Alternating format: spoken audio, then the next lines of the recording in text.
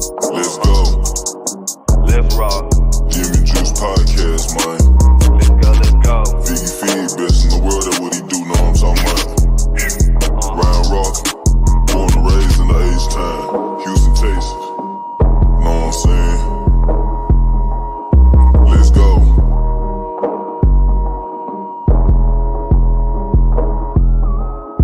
Let's go in the jacuzzi, smoking threats. I got my feet up. Cut them haters off, I told them beat it. I don't need you. Spend 50 racks in cash, but it's all good. I got my visa. This rolling got them staring at me like the Mona Lisa. My ghetto, vacation. I beat it like a creature. She always like my sneakers. These Jordan 5 pink aces. Let's go. I'm knocking them down, baby, back in the row. He really the one. They already know. So all of my chains go put on the show. Giving out gins, sipping my juice. Counting the beans, addicted to ends. Need to back in on whatever I do. We get it in on the daily. I get it rocking like this with the 80. We really 10 toes down on the pavement. What's up? We about to see what they saying. Rockin' gym, vippin' juice. Rockin' gym, vippin' juice. Rockin' gym, vippin' juice. Rockin' gym, vippin' juice. Let's go. Gym, vippin' juice. Rockin' gym, vippin' juice. Rockin' gym, vippin' juice. Rockin' gym, vippin' juice. Let's go. What do you have to say to everyone who still considers the Astros cheaters?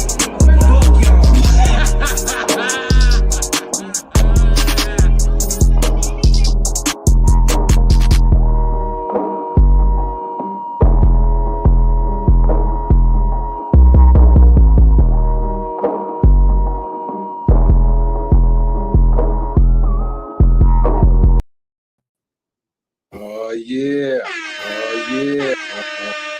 I caught a plane out to Cleveland late last evening.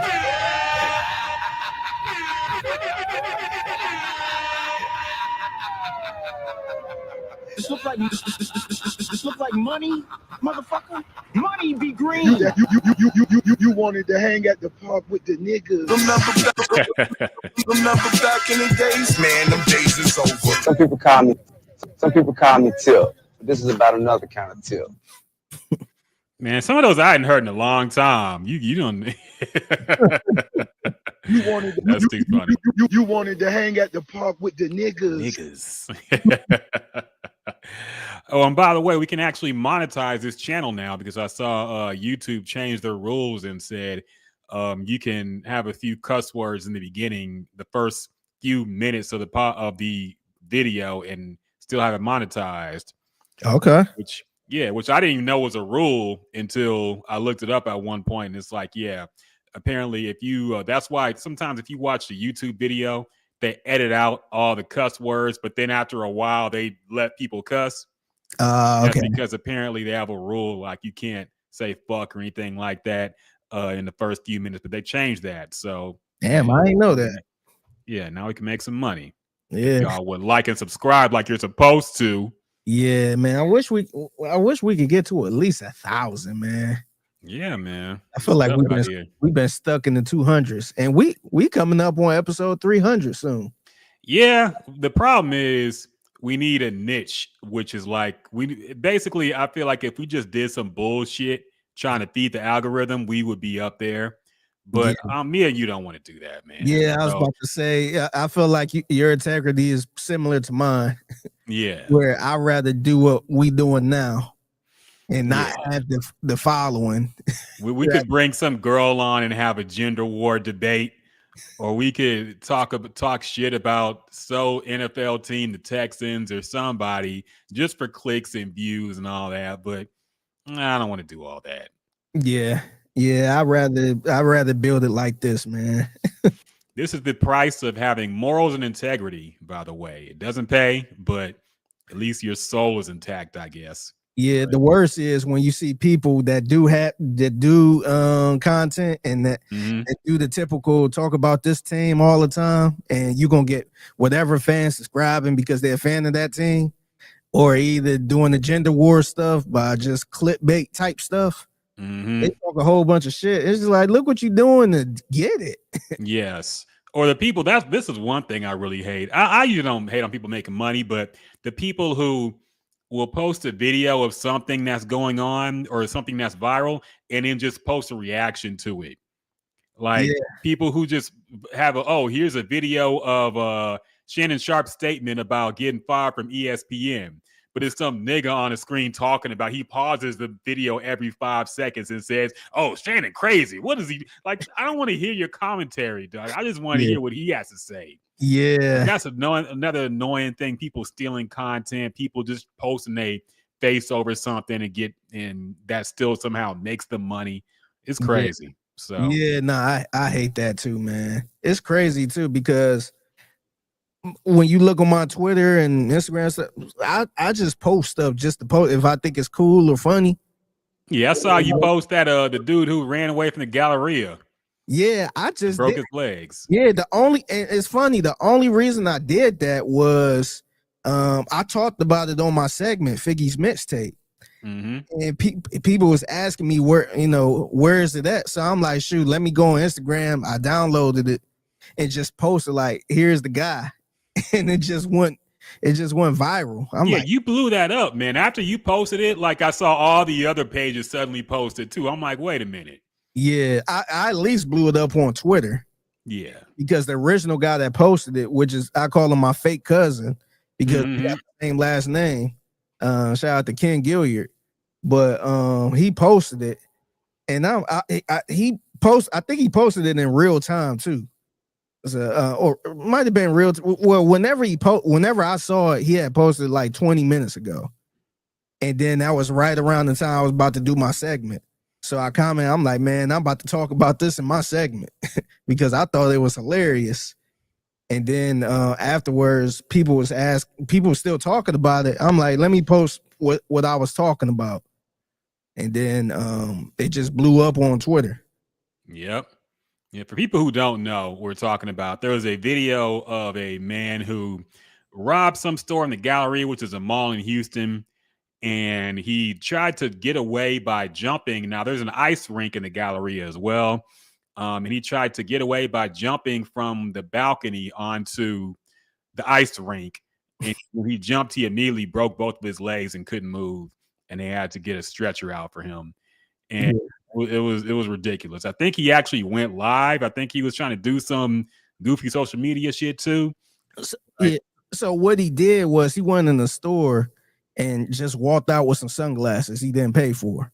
Yeah. And he actually posted that. He was walking out with it. Like, man, I ain't about that. And I guess the police saw it, or security, and he took off. And in my mind, I'm thinking he just kind of like jumped over, like, that type of thing. But he actually he just kind of climbed down and was hanging a little bit and just let go. And his legs went 5 different directions. So I'm like, damn, this. Yeah, I mean, I think he's still stupid because, dog, you broke both of your legs over some $300 glasses or whatever. But I thought like that was kind of fair, just kind of hanging down, thinking he could just kind of let go and just slip and fall. But man, that was stupid. No, like I have to really wonder if he knew that was ice below him. I mean, surely he's been to Galleria before. He knows they got an ice rink there. He saw niggas ice skating probably. It's ridiculous that he thought he could safely land on the ice from that far up. Yeah. And now you think about how, wow, okay, he already had the charge on him, but now he got the ambulance ride. He got the fucking doctor bills too. He's fucked. Yeah. So, I wish we could get a little update on him. Like, what the fuck is he doing now? Can he walk again? It kind of reminded me, there was a clip of WWE, and I think this is past the time I stopped watching it, but there's a clip of Vince McMahon, and they're doing some kind of segment in the ring, and he comes out, and he's doing his little Vince McMahon walk. You know, he's all mad, and he angrily like jumps in the ring, but when he gets in the ring, he hits his quads on the ring mat, and he instantly tears both of his quads. Damn. So he tries to stand up and he can't stand up. So he's just sitting there mad, and he's trying to keep in character. But you know he got to be hurting like hell, man. Yeah. He just ripped both of his quads and he can't even stand up. So he's just sitting there trying to, and everybody's like, what the fuck is going on? And you find out later he tore both of his quads just trying to get in the ring. So damn. Yeah. Yeah. Man, that's tough. Yeah. Anyway, but I digress. This is how we usually intro the podcast, by the way, man. Just talk about whatever the fuck is going on. Random tangents all around. But anyway, we are back at it. Figgy Fig live from Studio Fig. Ryan Rocket live from a bunker in somewhere in Saudi Arabia. But we are back at it. And a lot to talk about, man. A lot to talk about in sports. You know, training camp heating up. We got baseball news coming down. And yeah, a lot going on musically too. Some albums came out, some music was released. So let's just jump into it, man. Let's jump into first off, the most important thing of the entire year, training camp for the Texans. Figgy Fig, any news lines, any headlines, anything going on that people like me who are not as tapped in should know about training camp in Texans right now? To be honest, I don't think it's anything that's groundbreaking. I think the one takeaway that I have, and I think other people are talking about, is that they're not really sure about the offense. And it's too early to say it's training camp and all that stuff, but it seemed like they're a little worried about the offensive line and just the offense in general. That's how, and that could be a thing where maybe the defense is that good. You know that old saying, you don't know if the defense is really good or the offense is really bad. So the defense been the highlight of camp. But as far as the offense, man, it's not looking the best. I'm not too confident how this offense is going to look. So this could be a thing where you might be looking like the 2000 Ravens or something. if you try to get to a Super Bowl, maybe you go be carried by the defense, and CJ Stroud might have to be Trent Dilfer or something. or he might be like Joe Flacco, man, the new Joe Flacco. Yeah, or he might have to be like Brad Johnson for the Tampa Bay Bucks, where you just get carried by that defense. Yeah. I mean, I'm gonna need the offense to look better this year, man. We can't have a second year of CJ regressing. Whether it's the line they got to figure out or something, man. I don't want to go back. I thought we were past these dark days of bad Texans offense with Brock Osweiler and Case Keenum. Shout out to Case Keenum. I'm U of H grad. I fuck with Case Keenum, but I don't want to go back to those years, man. So I would like Tom Savage. Those terrible offenses. I thought we were past that. I thought we were in the Deshaun Watson / CJ Stroud, athletic black quarterback, exciting offense. I don't want to go back to we can't even get a first down when we need it. And we got to lean on the defense to do something every game. I don't want to go back to it, man. Yeah.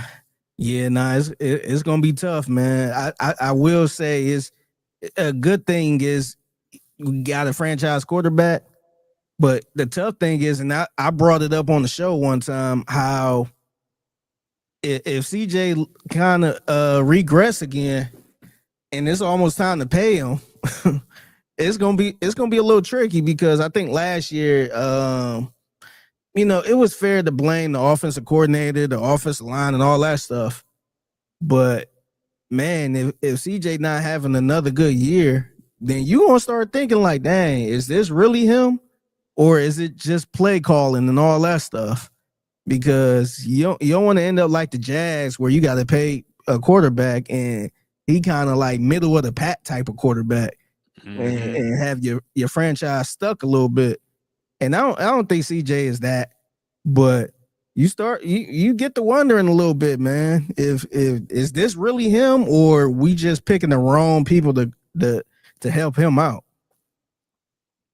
Yeah, it's tough, man. I don't want to think about that, to be honest, right now. I think when we get deep into the season, we can have those talks. But now we took so long trying to get a quarterback. Then we had one. Then we lost them immediately. Then we lucked up and got another one. I don't want to think about a quarterback search again right now. I think let's wait until mid-season maybe. But that's a valid question. That is a valid, if he does regress and this season ends pretty much the same or worse as last season, we have to wonder if he's already hit his ceiling. We have to wonder if this was just a flash in the pan type shit, we have to wonder if other teams are just figuring him out now and he can't get past that. But let's hold out. Let's wait until at least like week 8 before you start having those talks, man. Yeah, it's gonna get tough though, because like I said, he's up. We got to talk about contract extension, man, and he's going to make probably the most money. He's gonna be the highest paid quarterback. I don't know how long, but we in a place where he's gonna be making the most amount for a quarterback, and it's gonna be tough. It's gonna be tough as a fan if he have another a rough year or a worse year. And it's like, all right, here you go, $80 million a year. It's just like, did we make a mistake? But like you said, it's a little too early to have that conversation. But yeah. But I'm not falling for the Jalen Green hype again, man. Everybody was like, give him time, and people were still mad when we traded him for Kevin Durant. So like, nah, I'm not falling for that with the CJ Stroud, man. He was talking that cash shit when he came in the league, and he was talking that shit after his first season where he was very good. And now, I don't know. So, but we'll see. I still got hope. But the kid, for me, the training gloves are off, man. The training wheels are off. I think he's free for criticism if he plays badly, and it's on him. You know, I'm not counting the offensive line getting him tackled every single play. But if there was plenty of times last season we saw where he just wasn't the same guy. He had time to throw, and he just made some really poor decisions. So we'll see. I still got hope. I still see some flashes, but I haven't been paying attention to training camp, so I don't know what's going on there. But it's going to be interesting, man. It's going to be really interesting, especially with the offense. But the defense is going to be cold, man. Oh yeah, I wouldn't be surprised if it was a top 10 defense, maybe top 5. That's going to be a good defense.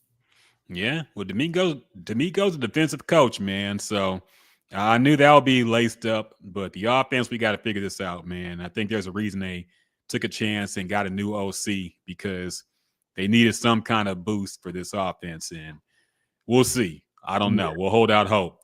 First game is next Saturday. So coming up very quickly. The preseason is almost here. I believe the Hall of Fame game is tonight, isn't it? No, it was actually yesterday. It was. Oh, it already happened? Damn, yeah. I didn't see it on my timeline. Yeah. Yeah, I actually watched most of it. I just kind of had it on, kind of chilling. So, yeah, football season here, man. You're going to be busy every yeah. But yeah, we'll see. At least, like I said, with a few noon games here, not a whole lot of late night primetime shit, so we'll be all right. Yeah. New release. Oh yeah, some other news. Let's get into the Astros real quick, because I saw Color School today is back with the Astros, man. Apparently the Twins just offloaded like their entire roster, basically. They sold everything in the house except for the kitchen sink. Yeah, it was a garage sale, man. It was one of them desperate. I'm in debt and I gotta let when a nigga trading his PS5. Shit's bad. Yeah. This was them trading in their PS5, man. They PS5 and NBA 2K. Yeah. It all had to go. So yeah. Any thoughts on this, man? I haven't been paying attention to Carlos Correa's play, but is he still worthy of being on this team? Do you still think he can contribute? Yeah, I think so, especially with how down bad the Astros are right now when it comes to injuries. They needed somebody like that, somebody that's familiar, obviously, with the organization, a leader. It's safe to say he's a leader. And, I think it'd be good for him. I'm not sure. I'm not sure if he's still that same Correa. Maybe I don't know. Maybe he took a step back. I haven't been paying attention to him in Minnesota, but I think it's cool, man. I think they needed somebody like that.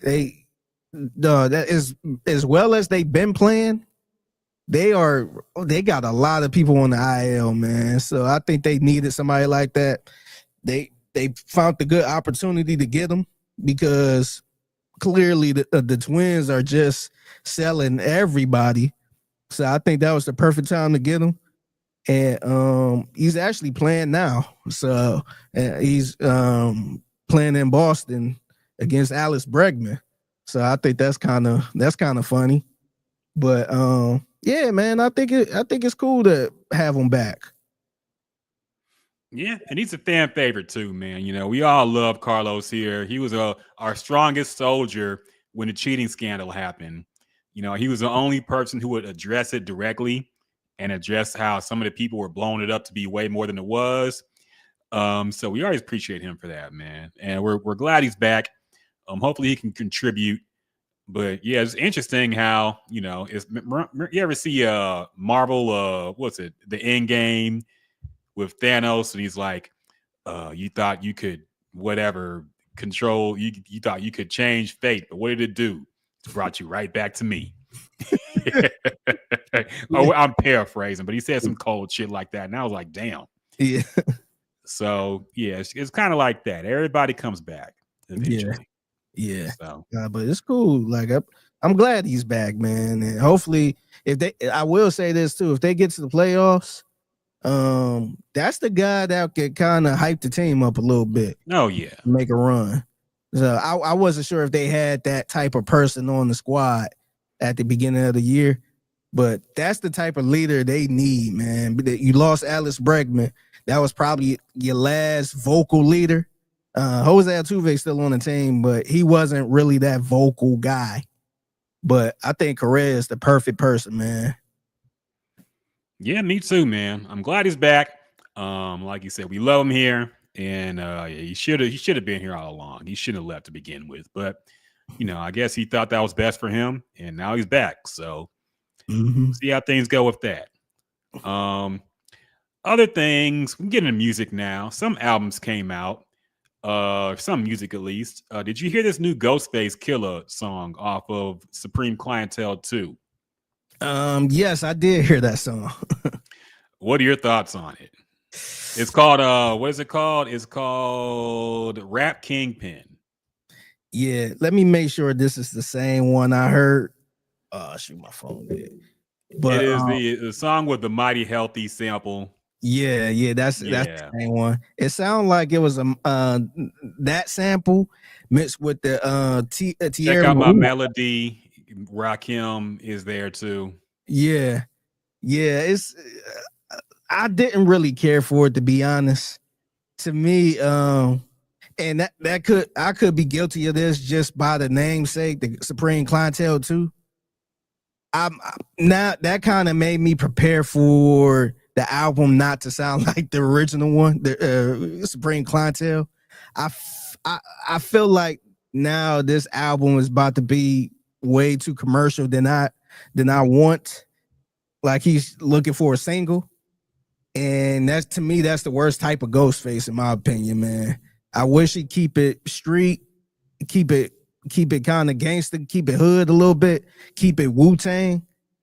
But that one, I wasn't feeling that one at all. I thought the flow was cool. He still sounded like Ghostface, but I didn't like the beat at all, man. I didn't really care for it. Yeah, I don't like the stepping on a classic. You already rapped over Mighty Healthy and you killed it. One of his best songs, in my opinion. And you're going to step on it by doing some kind of shitty remix. And with you on it sounding like you 60 years old, this reminds us that you're old, man. Don't try to step on a classic like that. That's, you don't see well, I was gonna say Snoop, you don't see Snoop making Gin and Juice 2, but he did make Gin and Juice 2. So at least it didn't sound like Gin and Juice 1. Yeah. But he did make a song. I think that was when he was with Master P. Oh yeah, he did that's Gin right, and Juice 2. right. Yeah, I That think was that was one early of one them. too. Damn. Yeah. So but at least he didn't rap over the same beat. Yeah. But yeah, I'm not a fan of that. And hopefully the album sounds better. I do wonder though, have producers just lost the way to make how old New York rap and Wu-Tang songs sounded? Why not just make a song that sounds like Mighty Healthy but isn't the same sample? Why can't you just bring back that classic Wu-Tang? Did we just lose it?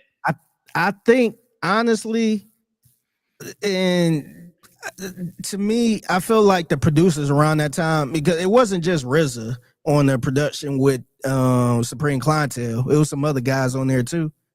But I feel like it's only one RZA, to be honest, that can kind of make some stuff like that.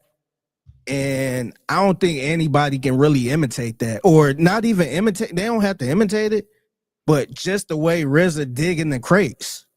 Because if you listen to a lot of them samples from the Wu-Tang albums, a lot of them don't really be a hit song from something where you obviously know. Now, they do have some that are, but it'd be like a little tiny sample of a B-side song, and they make a whole song out of that. I don't know if producers today are digging in the crates like that, man. That's why you see a lot of people like Hitmaker and all that stuff just recreating a hit song from the 2000s or the 90s and something like that. They're not really digging in the crate, finding a little piece of a song and just making it a whole new song. So I think a lot of these producers just probably go through some songs that was already a classic. Hey, let's try to remake this again. And it's just like, what's the purpose of remaking that again? And that's the one thing I never understood too. I kind of push back on when people say stuff like, yeah, that's good. He's paying homage. So that way the other kids don't know about that song, so they could go back and listen to us. I'm like, man, I don't think these kids are going back to listen to this old song. They gonna stay with the new song. They no disrespect, but they don't care about the old song where the song originated from. So I just feel like people are not really digging in the crate like that. They just trying to latch on to something that was already a classic and put some 808s behind it, or put just kind of keep it like that, thinking they could just maybe get the older folks like us to like the song or something. Yeah, I feel like the digging in the crate mentality is pretty much dead now. There's only a few that still do it, like Madlib, Alchemist, but everybody else, I think. And the annoying thing is, I feel like it should be easier than ever to find some random, because there's so much music on YouTube and other digital streaming services that has not really been heard, or you can do some digging still digitally, but people don't even want to do that. Yeah. I think it's like you said, we know this song is a hit. You need a new single for your album. Let's make it a mishmash of other popular songs and see if it hit. Yeah, and you know the other thing too is, even back when I was younger, and my parents had a whole bunch of just vinyls laying around. I'm sure your parents had vinyls laying around and stuff too. Oh yeah.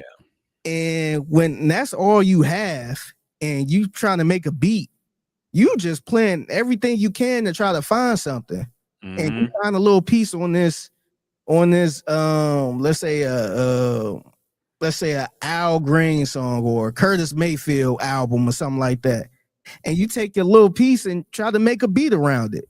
So we were limited back then. So the only thing you had was the stuff that was in your mama's crate or your father's crate. Now you could have access to anything. You could just look on whatever streaming app you have and say, let me check this person out, or let me check out some old Marvin Gaye. So I would stay away from the Marvin Gaye sample, but let me check out some Otis Redding, or just kind of check out some old stuff from back in the day. So it's so much easier. We couldn't do that back then. First of all, we had to have the physicals. So whatever you got right there, that's all you had. And even my homeboy who stayed across the street from me, he used to make beats too.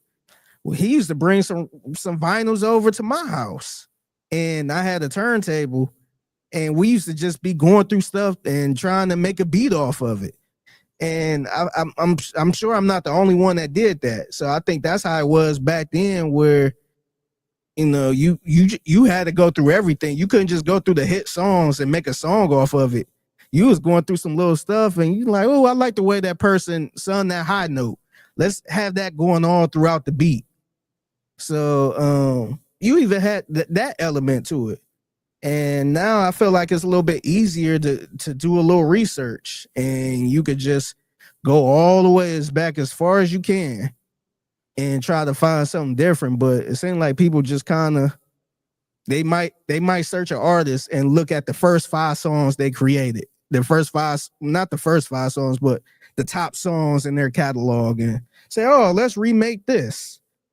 And it's like we don't need another one of those. Like, let's make something totally different, something that people never heard. That's the stuff we're missing. No, 100%, man. And I think another thing people have lost the ability to do is to make an entirely different sounding beat from the original sample as well. Because that was something Dilla was a master at. It was something RZA was really good at too. Sometimes you hear a song, like I remember looking up the sample for It's Yours, the Wu-Tang song. I figured it'll be like some kind of loop from some old shitty song or something. But when they played the part that he sampled, I'm like, how did he make this beat? How did he even think to put this together? He's like reversing stuff and playing stuff backwards and taking certain parts from here and there. I'm like, how do you even do this? How do you think when you hear this song for the first time, I can make a beat with this? It just blows my mind, man. But I think we've lost it. Even the other producers like Alchemist don't do that no more. They just take a song and loop it. Or take a catchy part and loop it. I'm like, what happened to making an entirely new song or new sounding beat from existing sounds? It's I think it's so amazing how certain producers would take just a small little 3-second part in the song that you don't even pay attention to. Me, my favorite one is Kanye. How he did how he took the little Michael Jackson part from what was that song? Pretty Young Thing. That Good Life. And it's just like, what? Like, how did you take that little part and just slow it down, making it like that? To me, I feel like that's something incredible that you really got to think about and slow it down, speed it up, just seeing what sounds right, build around it.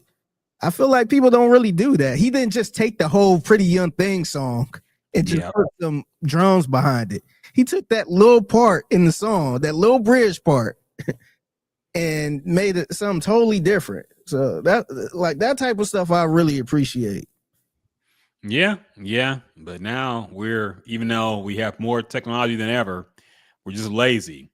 But it don't matter because eventually we're going to have all AI songs anyway. So producers, your time is already up. I think AI music going to take over and we're going to be cooked. So enjoy it while you can. Salute to Timberland for that. He had on this one.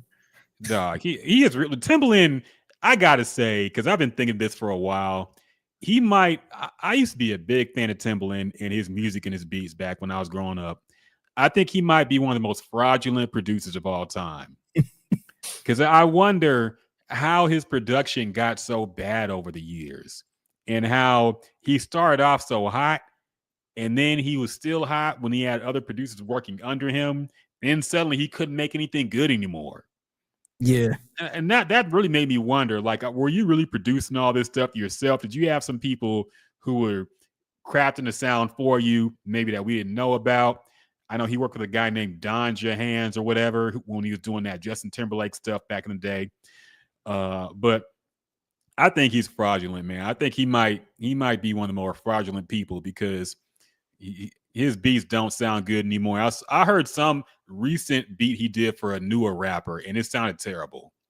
Like this, I was like, this guy could not be the same dude who blew up Missy and Aaliyah. What happened to that guy? Yeah, what happened? I mean, when was the last good Timberland beat? or Picasso, baby, I liked, but still, it was not. And see, I got a beef with that one because he sampled that song. And if you listen to the original one, it sounds identical, man. He just added a couple things to it. But I forgot who made that original beat. The one sample, speaking of Ghostface, it's a guy by the name Adrian Young, I want to say. I think it's Adrian Young. Super dope producer, by the way. He actually did a project for William Hart, the Delphonics. Mm-hmm. It was like I think this joint dropped. This album dropped in like 2013, somewhere around there. And it sounded like the album came out back in the 70s, man. He was using all old instruments and stuff like that. And just imagine somebody creating old music like that for the Four Tops. And it sounds exactly like the Four Tops made it back in the 70s. That's what he was doing with the Delphonics. But yeah, I think he actually produced that beat or made that beat. And I think Timbaland might have just looped it and added a couple stuff. And I'm just like fraudulent, man. Yeah, and you can say the same about a lot of that stuff on that album too, because I don't think a lot of those beats on there was just so groundbreaking from Timbaland. Well, I'm like, yeah, it's cool, but it wasn't like Timbaland back in the 2000s. Yeah. I don't know what happens, man. I don't know if it's trying to keep up with new sounds or you just lose the ability, because Dre is washed up too. He dropped that weed plate that everybody forgot about, that album with Snoop. Oh yeah, and Missionary. Was it Missionary? Yeah, something. Yeah. And after that, people were like, okay, maybe it was a good thing we didn't get another Chronic or whatever the fuck, a Detox. Maybe it's good that Detox never came out. Yeah. Because that was I don't know how you just lose. It's funny how you can never lose the ability to rap, really, but producers for some reason just lose the ability to make good beats. Yeah, I don't know what it is. I don't know. I think another thing that I feel like, and this could be with anybody, just losing the hunger. So when you trying to make it, you hungry as hell, so you putting your all into it. Now you got so much money, you got so much going on that you don't really give a shit like that. So you just doing it just to do it. And then I think the other thing is, like I mentioned earlier, how you had vinyls laying around, so you will work harder to try to make a hit with some of that stuff. And now you just so big time, and you got all these newer things, newer instruments and stuff like that, where sometimes it can sound too polished. And that's kind of my beef with RZA. I feel like RZA at one point, he just got too polished, where I think Raekwon had some beef with him about that too, where his beats was sounding like a fucking movie soundtrack, man. Like he had an orchestra and just real, like so many real instruments and flutes and stuff. It's just like, man, I think Raekwon was like, man, where the gritty shit at? I need the gritty shit. And I think he was just too polished, where he got away from just, a sample and just looping the sample and just making that gritty hip hop sound. Doug, I know you've seen that video of RZA making a beat in real time for Guitar Center. I think I did. Look it up. We got to play that now, because that's one of the funniest videos of all time. And that really, I had to cover my eyes damn near. I couldn't watch it because it was like seeing Jordan miss a dunk in the last All-Star game when he's washed up and 40 years old. It was one of the most embarrassing things for one of my favorite producers to sit here. The beat he made, dog, was you gotta play the video. Every time I watch this video, I die laughing, man. Look up RZA Guitar Center beat. I got it. Yeah, dog, this shit. No.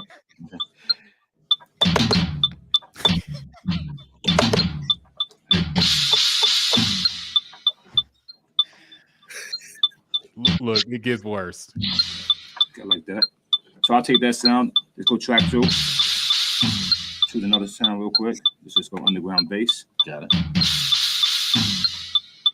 This white guy, like, what the fuck is going on?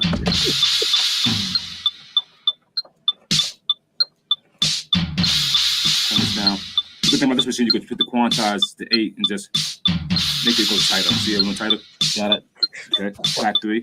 Track 3 is empty. Come back up here to my sounds again. We did. And sounds are like. Not that sound, man. Oh, one of the most legendary producers of all time, by the way. All right, so then trying to really make it like have that modern sound. I'm just gonna add a little modern hi-hat, normal like hi-hat from modern music, shall we say. So we got something like that. All right, that's cool. So something like that. Man. I This just white guy, roll like, it on it. what the fuck? Yeah. Oh my, look, he's feeling that too, dog. Yeah. I can't believe they actually put this video out on the internet. I really can't believe it. Oh, you freeze up? Figgy, you there? Uh-oh. Did we lose Figgy? Did we lose me? He wait. I don't know what happened. Yeah, you froze up for a second. I don't know if it was on me. But yeah, she was crazy. Yeah. But anyway, yeah, man, one of the funniest videos of all time. Every time I see that shit, I die laughing. And that really just exposed, like, RZA should never have put that video out. He should have had a beat ready to go. I know he's trying to promote this new beat machine, I guess he got to deal with, but he should have had a beat ready to go. He shouldn't have tried to do some impromptu beat making shit with some random ass sounds. Dog, what the fuck? Can you imagine anybody trying to rap on that? That was rough, man. That was so rough, man. Yeah. So, yeah, I don't know what it is, man. I don't know if it's just money making people comfortable or people just lose I think another thing is people try to keep up with the modern sound a lot. You know, everybody wants to sound like a Metro Boomin or whatever's going on. And they don't really realize that maybe you should stick to what you're good at. Don't try to make some trap beat if you're fucking 50 years old or some shit, man. Yeah. I think that's what Timberland was trying to do too. He was trying to keep up with the Joneses. Yeah.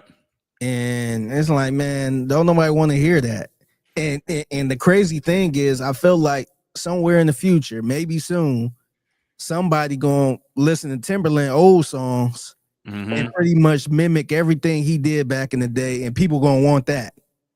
They're gonna be like, wow, I want that sound. And it's just like, man, dog, if Timberland kept doing that sound, maybe, you know, I'm not saying he should just keep doing the same shit, but, you know, step it up a little bit, do something a little different, but keep that sound where when you listen to it, you know it's Timberland. Then people always going to go for you for that sound only. Yeah. Yeah, I don't know what happens, man. I don't know what happened to Timberland, but he fell off so hard, and now he's trying to do this AI shit, which now maybe makes sense. Maybe he just realized, hey, man, I ain't got nothing left. I might as well make my job even easier and not even have to produce anymore. He was trying to defend it. Did you see him and I want to say it was Guru? I think Guru going back and forth. No, that's Jay-Z's producer Guru, right? Yeah. I think because Guru, I think he do a lot of classes at like a I want to say it's NYU. He be doing classes and stuff like that. So he got like a lot of students. But obviously Guru and probably other producers disagree with what Timberland's doing with the AI stuff. And so they kind of had like a little heated back and forth, pretty much talking about it. Timberland was like, hey, this stuff it's saving me a lot of time to make stuff that would have took me hours or days to do. So yeah, he's all the way in with this AI music and stuff like that. And he got the AI artist. Yeah. Yeah, so I guess I saw he also got caught because apparently he was like, oh, this AI doesn't steal anybody's music, but they found proof that it actually stole somebody's music. Really? So yeah. He's a clown now, man, but oh well. Yeah. Anyway, moving on. Another new album came out. Metro Boomin released a Futuristic Summer, which I took a little glance at. Apparently, it seems like somebody said this on Twitter. I think it kind of rings true. It's like he heard the Playboi Carti song Like Wheezy and made a whole album that sounds like that. It's very much like a throwback to early 2000s Atlanta rap. which I don't think was really a great era. But I guess if you're from there, you like it more. I don't like this sound of Atlanta. I liked the Ludacris in even T.I. era. Then I liked the Future and that sound, but I didn't like all that shit in between. Maybe I'm just out the game, man. What do you think about this album? So I listened to the album probably like an hour ago, to be honest.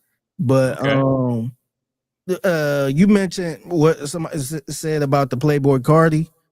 I felt like, to me, it seemed like this album would hit with people that went to school from 2003 and 2010. So who was in school during that time, and you like to turn up and stuff. I felt like that's the perfect album for you, because it sounded exactly like that. To the point I would have thought it was old ass songs.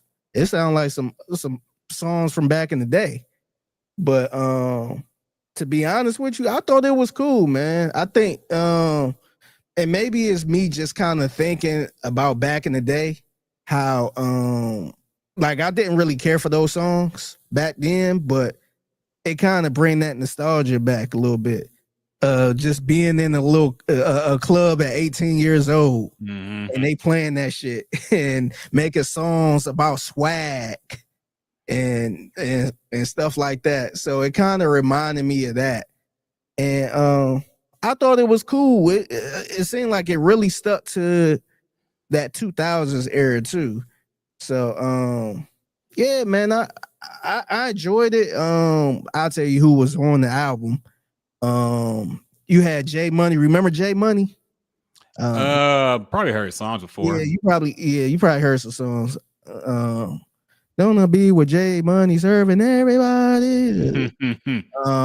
You had him on there. You had Gucci Mane, Travis Porter, Young Dro, Roscoe Dash, Quavo, and who else you had? You had a bunch of people. Jose Guapo, Waka Flocka Flame.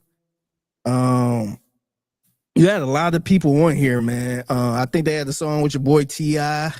No, here we go.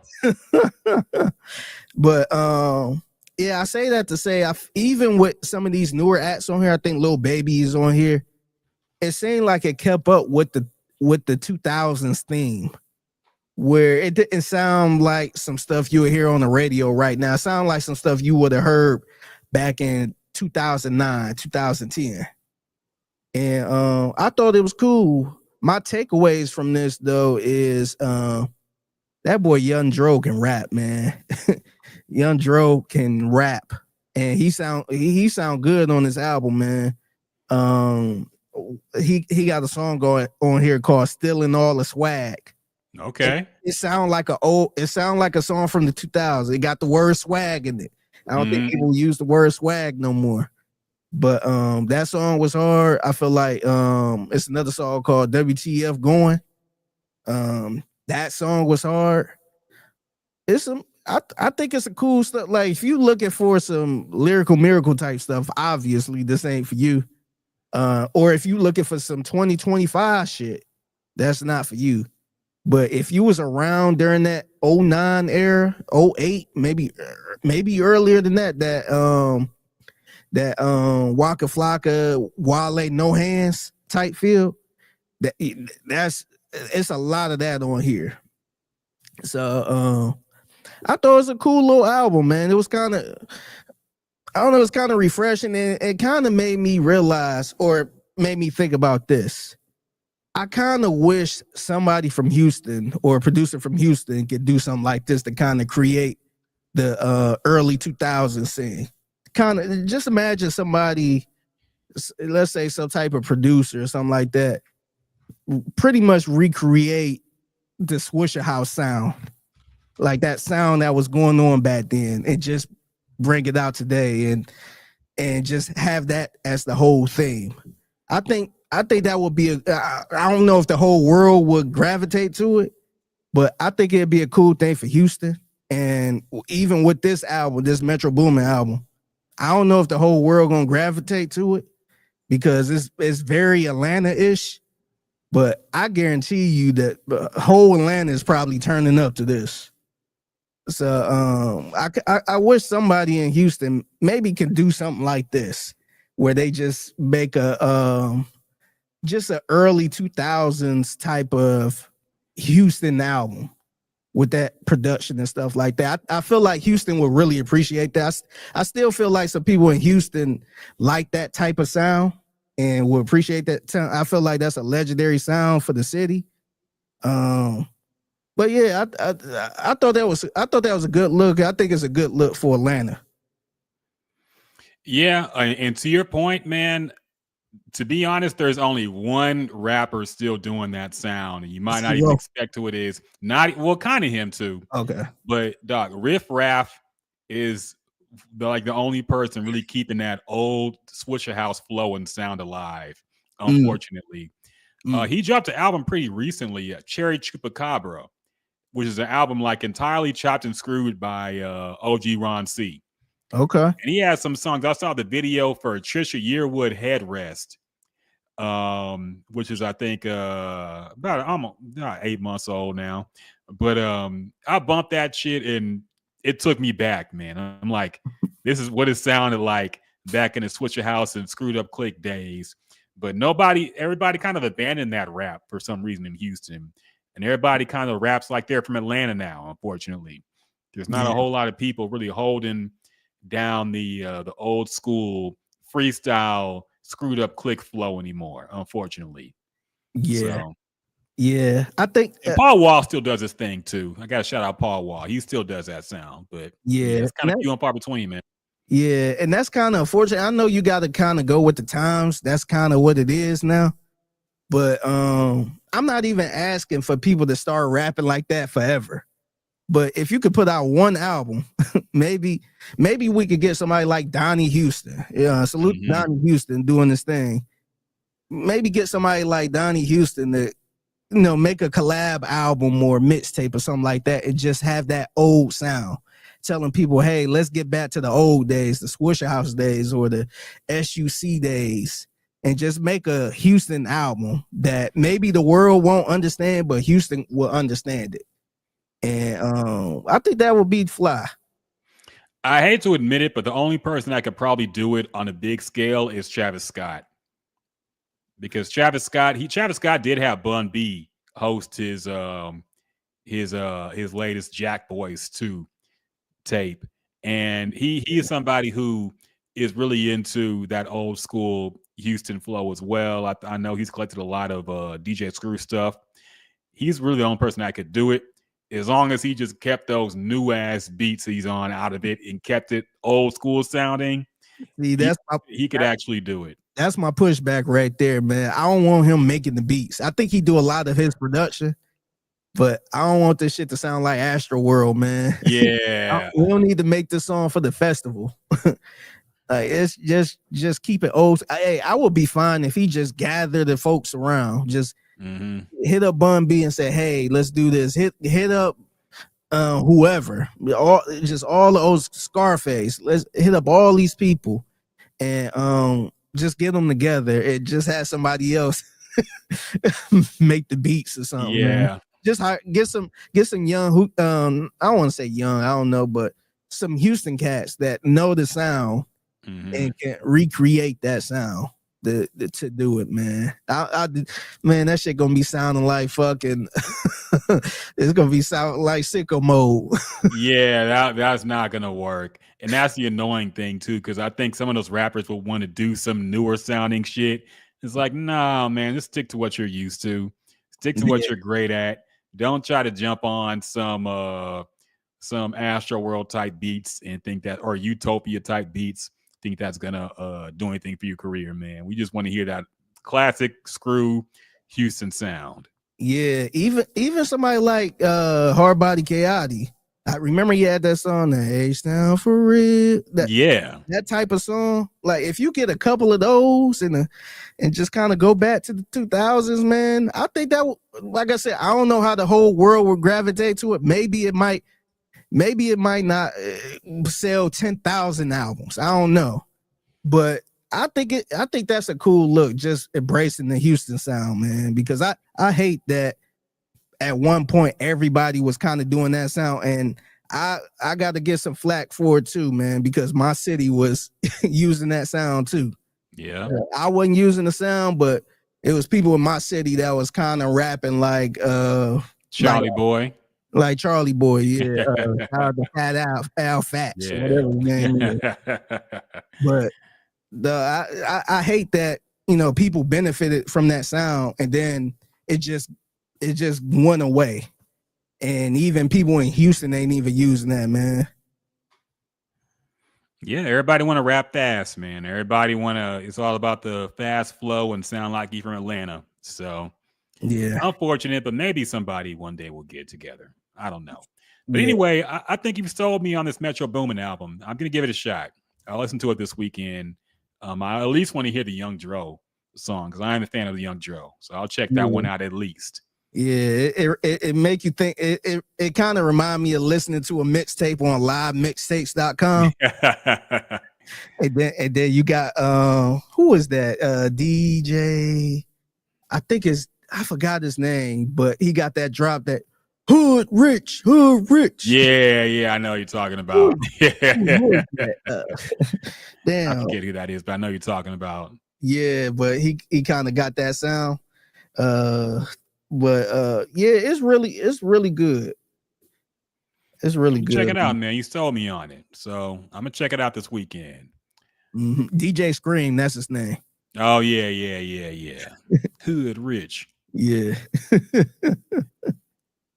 All right. I think that's about it for music. So other headlines that's going on this week. Some big news, man. Your favorite sports commentator is now no longer with ESPN. Your uncle Shannon Sharpe has been officially fired from ESPN. I guess he was previously just suspended or not there. I remember after the whole case started, he was acting like this whole thing was temporary and he'd be back during football season. Well, football season is here. He still wasn't there. Yeah. And I guess they officially said that he won't be coming back. Yeah. And this is, of course, after the lawsuit that he settled with a very young OnlyFans escort who accused she was sexually assaulted by him. And there was a lot of tape. Even the stuff he used to prove his innocence made him look kind of bad. So very kinky, weird racial role play going on. Some weird, just a dark aura around this whole thing, man. And so apparently, you know, he settled the lawsuit. She did retire immediately from OnlyFans, which was hilarious. she immediately retired, got like what, 10, 20 million, something like that. About 20 plus mil. Insane, man. Yeah. And she posted, said, "I'm retiring from." Yeah. I'm like, oh, man. I ain't gonna say slap in the face, but that's a nanny boo boo. I got your money. 100%. You would think she would like go dark. But she actually she acted like she was Michael Jordan or something. I wanna shout out everybody who helped me on this journey. I'm hanging it up. You know what she looked at like Nino Brown after he was found not guilty in that case. Yep. And he was just like, I just want to thank everybody. God bless America. The justice system was great. That's what she was doing. Yep. It was rough, man. So Tony yeah, he got another one, man. He did, but this one was probably had to be the easiest slam dunk he's had in a long time. Even easier than Deshaun Watson, maybe, because Deshaun Watson lasted for a couple years. Yeah. Mm-hmm. Yeah, at least he did. Yeah, well, to be fair, Shannon Sharpe denied it, but Shannon Sharpe tried to pay her even before she filed the lawsuit. So, and the fact that he didn't have her sign an NDA, he was just moving stupid. This man is almost 60 years old, by the way. I think he's 57. Yeah. So very, very silly mistakes he made. I really think he thought he was invincible and couldn't be touched. But what are your thoughts about this, man? What do you think about Shannon Sharpe? Is he just another black man who's been railroaded and taken advantage of and hated on, or was it just him being dumb? I think the answer to that question is yes. I do think, like, to be fair, I think he was taking advantage of. I think that white girl took advantage of him, but also he was being stupid. If you ain't being stupid, ain't nobody gonna take advantage of you. Or if they try, it's gonna fall flat. I think both of your questions is the answer is yes. And it's hard for me to feel bad for somebody like that, man. And you know, it sucks, but hey, ain't nobody tell you to be moving around like that. You shouldn't even. I don't care what you do in the bedroom, but that type of stuff you shouldn't even be trying to do, man. Like, I just never understood that whole that weird role play type stuff, the fake rape type of role play and all that stuff. I never understood that. I never understood that fetish. And to be doing something like that with somebody that's not even your wife or anything like that. Or if you want to be professional with it, no NDAs and stuff like that, no clear understanding. Nah, he was just a sucker, man. I don't know. It's crazy because he was talking smack about everybody else that was moving crazy. And you've been moving crazy all this time. And as of recent, this wasn't like 10 years ago.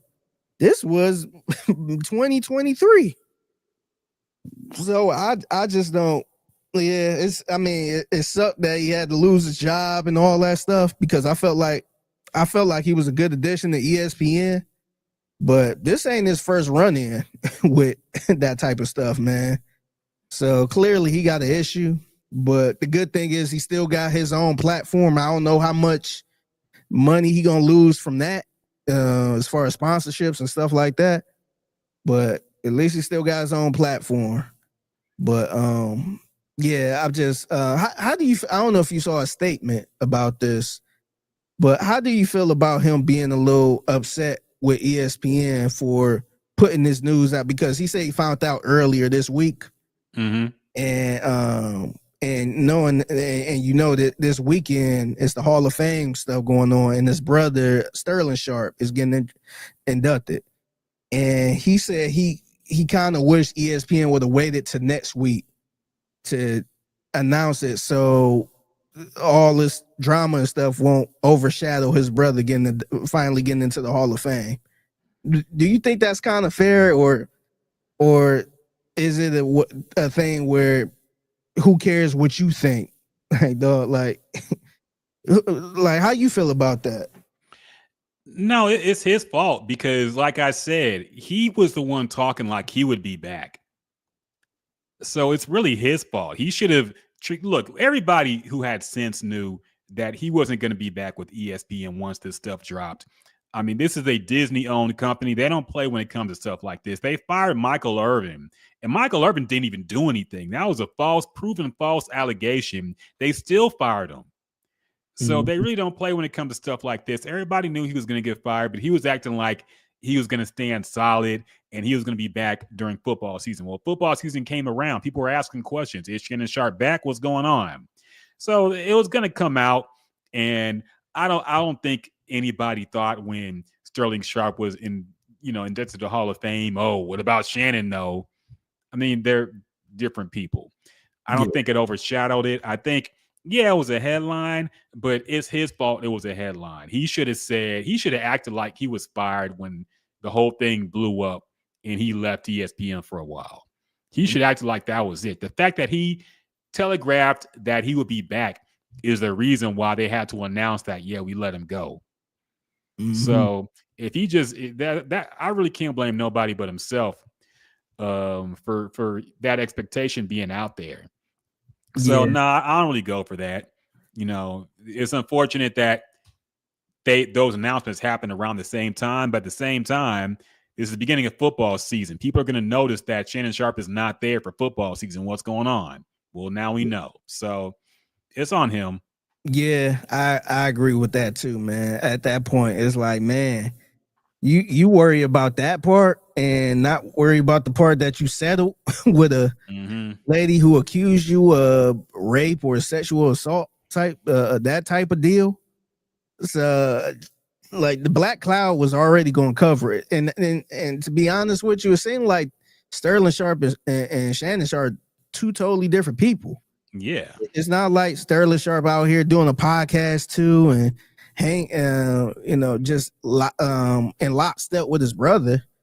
I wasn't even gonna think about Shannon Sharpe seeing Sterling Sharpe there, unless the only thing I could think of is if he was there and they showed him on camera and stuff. Or I was gonna take it a step further. I was gonna say maybe Shannon Sharpe.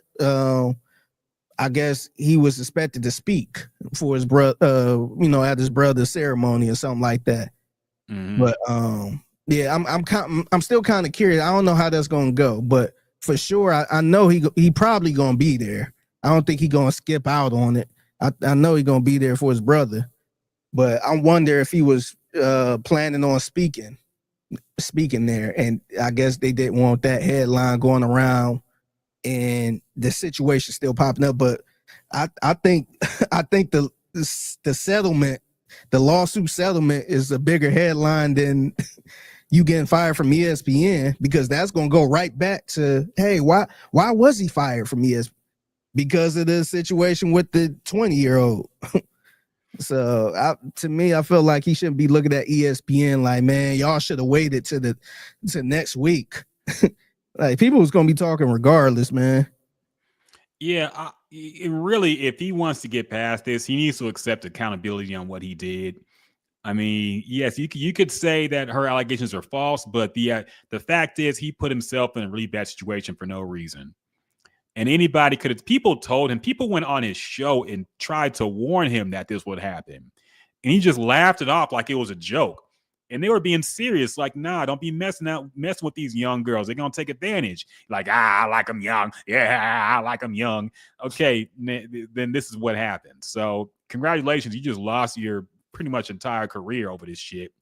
Yeah. Yes, you have your YouTube show, but, as far as sponsors for that show, as far as you working with another major network, you're not going to be back on Fox. You're not going to be back on ESPN. Maybe Outkick will have you. I don't know. Maybe Barstool got something for you. But any of these mainstream sports outlets, you're done. Yeah. And he was actually extremely lucky because, like you pointed out, he had a history of doing this stuff. I forgot he got fired from CBS for this type of shit, some kind of sexual harassment charge. Yeah. Or accusation. So he has a history of some stuff that people just didn't shine a light on because they liked him. And now that this blew up, there's a spotlight on all this stuff. Yeah. So yeah. It's crazy. But the one saying I love that, I really don't love this saying, but I like when people say play stupid games, win stupid prizes. I hated that fucking saying. I never understood that saying, but it's corny as hell, but it's true. Yeah, play stupid game. Every time you see somebody doing something stupid on the internet, play stupid game, win stupid prizes. Yeah, that's one of those annoying things everybody just says, and I just hate it because everybody says it. Like, okay, can you think of something new, please? It'd be somebody just, I'm gonna run through a light, and then they crash into something. But yep, play stupid games, win stupid prizes. And you know what other saying is getting up there really quick? A hit dog will holler. That one I'm about 100% sick of now. If I hear that one more time, can you please stop saying that? A hit dog. You don't like that? You don't like this bullshit I said? Well, a hit dog will holler. Yeah. The fuck? Yeah. That's an annoying. That's one of those things. I've never heard anything like that growing up. That just came out of nowhere. Yeah. And people are acting like it's just some old saying that's been around forever. I've nenever heard that shit in my life, man. Yeah. Nah, I never. Hit dog will holler. Okay.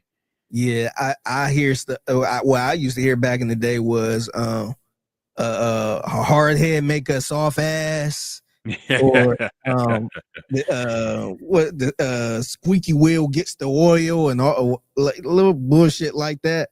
But I never heard the hit dog with holler. Yeah, and why it got to be a dog, man? That's that's what gets me too. Why Anybody get hit dog? with holler, right? Yeah, right. So yeah, that's one annoying thing people just say, and I'm getting sick of. But anyway, Shannon Sharpe is no longer with First Take or ESPN at all. I don't know if Stephen A. Smith has addressed it. I think he's on vacation still. I don't know what he's doing. But yeah, we'll see where he goes from here. I wonder if he'll still get some high profile guests. I guess he will. At least he got to do the canceled circuit now of other people who got canceled. They could get together and talk about being canceled. Yeah. So you gonna get Joy Taylor on at one point? He will get Joy Taylor. I can see Joy Taylor being on there. I can see who else. He won't do Jason Whitlock. He won't go that far. He'll do Emmanuel Acho. Yeah. Somebody you might see the baby on there, people who got canceled and they could talk about being canceled.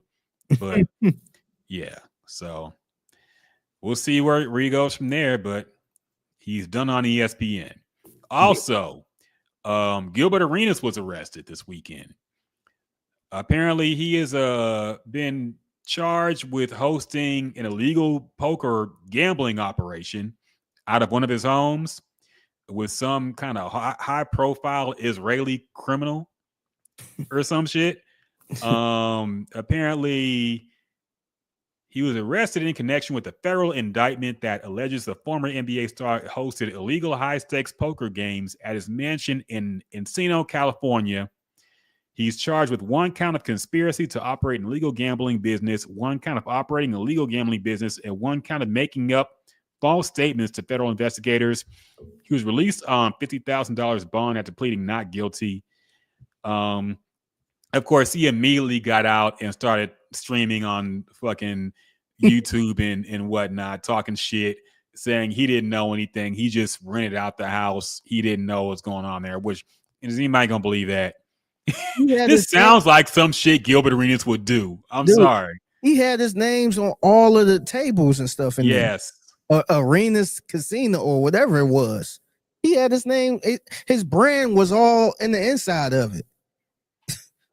Yes. I don't know what his maybe he can work out some kind of deal where he turns informant or he testifies, but there's no way we're supposed to expect that Gilbert Arenas did not know what's going on. This sounds like the most Gilbert Arenas thing ever. Honestly, this sounds like some shit. You weren't even, if you know him, you're not surprised that this information came out. This is the same dude who basically got blackballed from the league because he brought guns to the locker room and tried to have a little shootout with an NBA player. So this sounds par for the course for Gilbert Arenas. You can't tell me he didn't know this was going on. But what are your thoughts about this, man? What do you think is going to happen to Gilbert Arenas after this? Yeah, when I seen this, I had to double. The crazy thing is when I seen it was posted, and it posted the link, and clicked the link, it went right to the pretty much the FBI website or whatever. Yeah. So I'm like, oh shit, this is real. Like this ain't no article by Joe Blow or whoever it was. It went right to the website. FBI.gov or whatever it was. But I'm like, man, how stupid can you be? Like, it's one thing. When I seen that, I'm like, damn, I felt like he had everything going on. Like, I felt like his stream and the show was going good and all that. And then I'm like, what are you doing, man? That's, to me, that's kind of similar to a athlete who's doing good in the league get busted for gambling or in sports betting or something like that, where I'm just like, what are you doing? And this is before I knew what was really going on in the house and all that stuff. And then I read everything and I'm like, damn, he pretty much had a full-blown casino, like a operating casino type space and mansion where you had the girls in there for companionship is what they said. They had chefs and all that stuff. I'm like, dude, you couldn't partner up with somebody and make a casino, like partner up the right way. Just get your little 1 or 2% in on a casino in Vegas. I don't know. I just didn't like.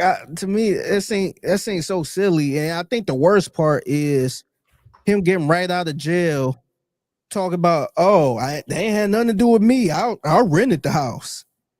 I'm like, okay, clearly you don't have a PR person, because why the fuck are you talking, man?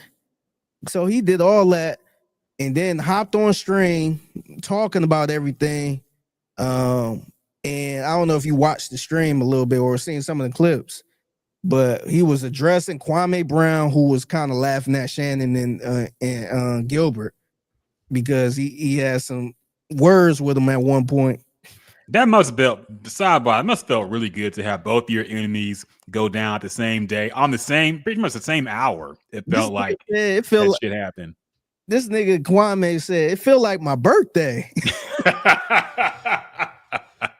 I'm like, man, like, you know how crazy that is to feel like it's your birthday when both your enemies go down? Mm-hmm. Like that, your birthday, you feel that good like it's your birthday. You know, he was throwing something on the grill, man. Yeah. He was celebrating, man. But Gilbert Arenas over here trying to address Kwame Brown, talking about, you got to talk about other people to get your YouTube numbers. Brother, why are you worried about YouTube, somebody else's YouTube numbers and all that? You got a lot more to worry about. So just the way he's going about it, man, and unless he snitched big time, which I don't know if he's joking around, but I think he did mention like he was snitch or something like that. But no, this ain't helping the case at all, man. I think you're gonna need a little more than that. Ain't got nothing to do with me. That I was just renting the place. Like that ain't got nothing. You gonna need a little more of that, more than that in court. So I don't know, man. That was just so silly. And I like how people brought up the whole first take thing. They showed the panel of first take. Mm-hmm. Where I think it was Gilbert Arenas.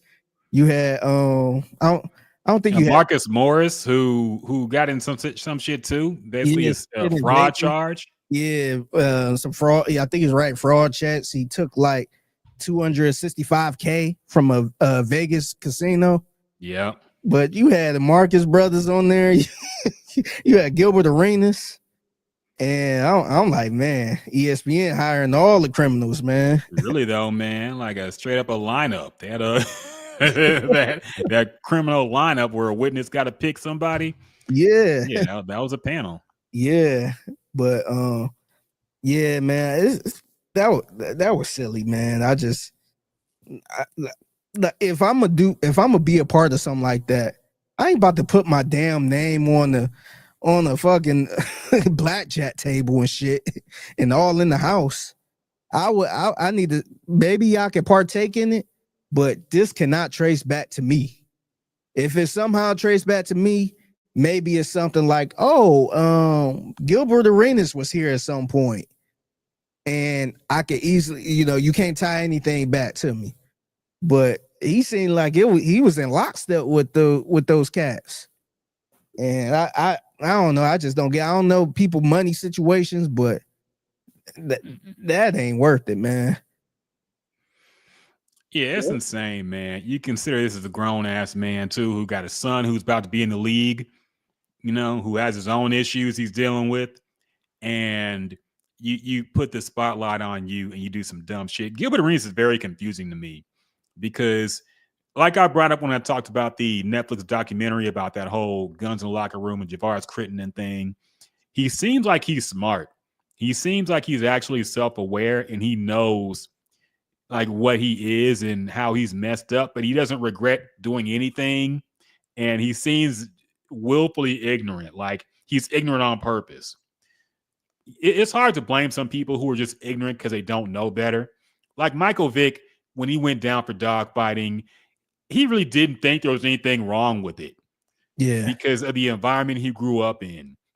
But Gilbert Arenas knows what he's doing is stupid and wrong, but he does it anyway, which is really confusing to me because he always does some dumb shit that could easily get him fucked up, and he just doesn't care. But he knows what he's doing is dumb. He talks about doing dumb stuff and how he knows it's dumb.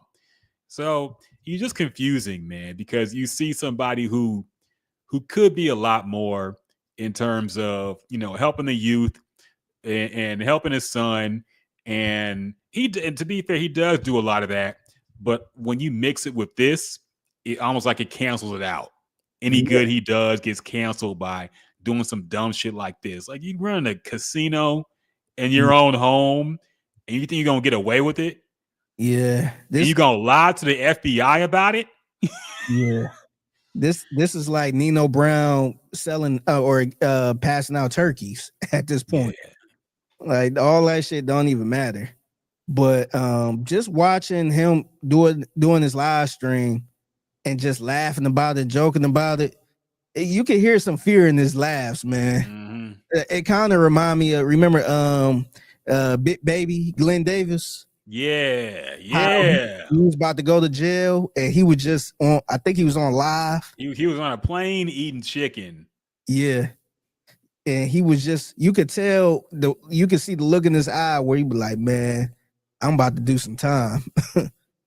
Where he was trying to laugh it off, try to act like it was all good, but you could tell he was just like, man, I'm scared.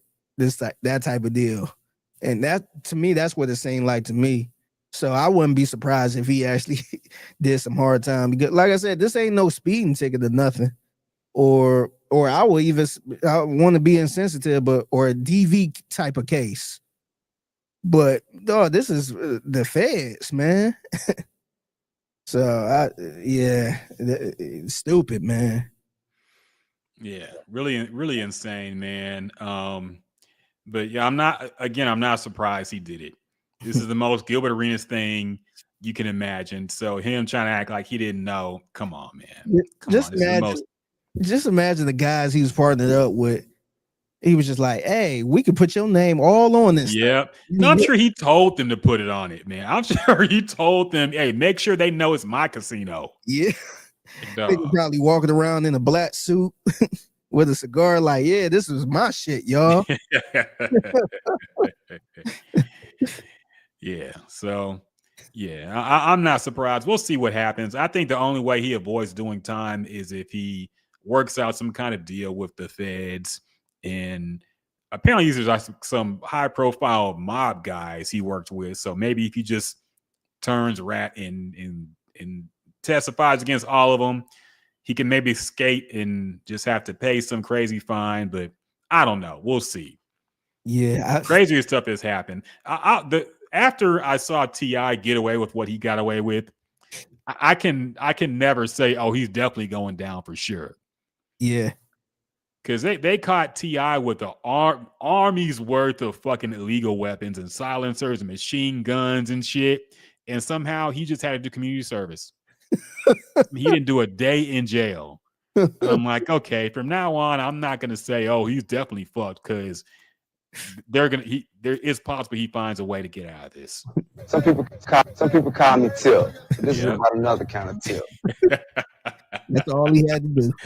Apparently. So yeah, we'll see what happens with that, but I'm not going to say he's cooked because who knows? Yeah. Oh yeah. Also, I did see this real quick. ESPN and NFL agreed to $1 billion deal to get RedZone and other media properties like NFL Network and more. I guess some people are upset because they see ESPN owning RedZone and they think they're going to ruin it. They might put Stephen A. Smith on RedZone. And he don't even know what's going on. He don't even know the names of the players. Kendrick Perkins.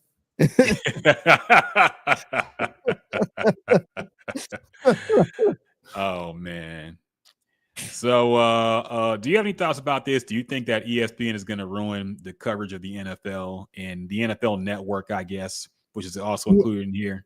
It depends how you describe destroy or ruin, because A lot of people saying because NFL Red Zone is known for not it's known for being commercial free. That's what they advertise, commercial free for how many hours? I don't know, 12 hours or some shit. Yeah. But yeah, people feel like they probably going to throw some commercials in there, which will ruin it. But I think people will still keep it on there. I don't think people would. I don't think it's just going to the toilet. But at some point they going to try to throw some ads or something in there. But I wonder. I feel like I'm wondering if it's. I wonder if it's eventually going to end up kind of how the relationship with the NBA and ESPN is, because ESPN have a strong relationship with the NBA to the point I think it's so strong to the point I felt like they let go of Jeff Van Gundy and others because of how critical they was on the NBA during games.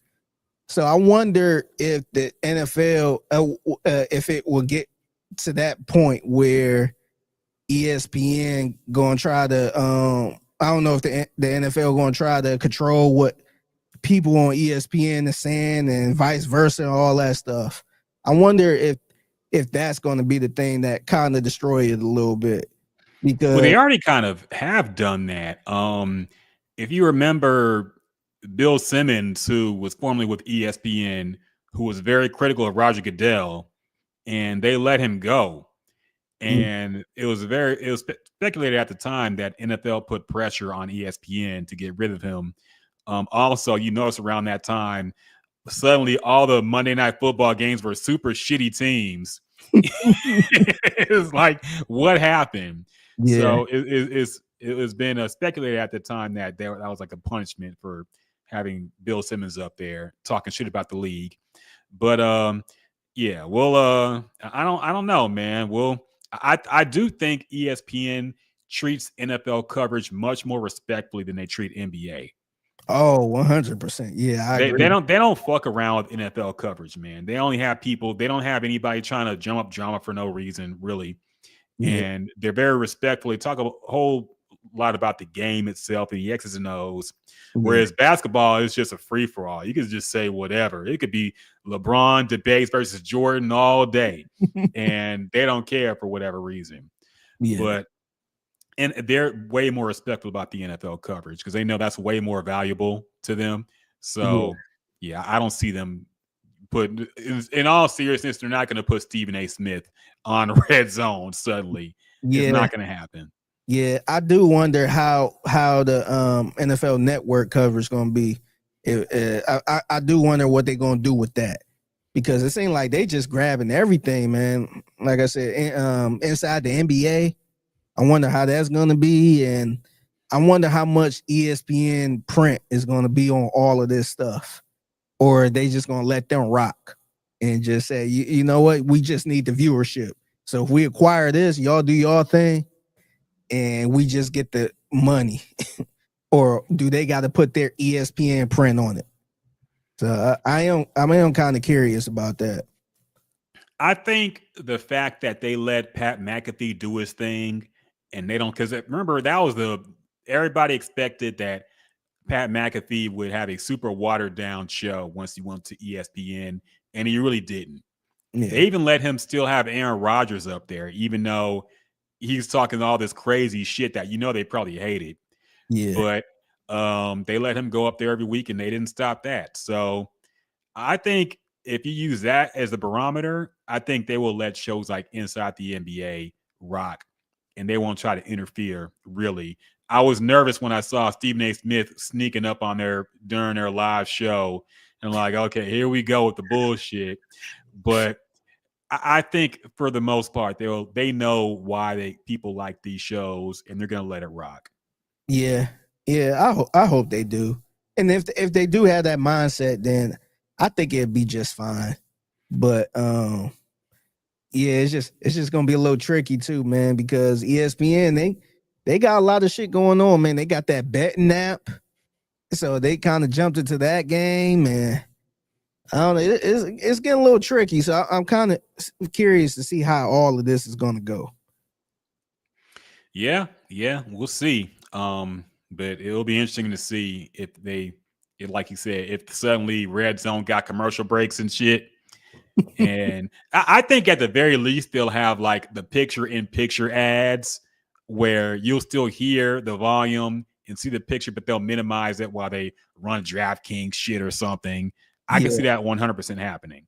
So I can see that too. I think they're gonna try to kind of like the double screen a little bit. Yeah, I can see it doing that, but whichever way they go, I think people still going rock with it because it ain't nothing else like that.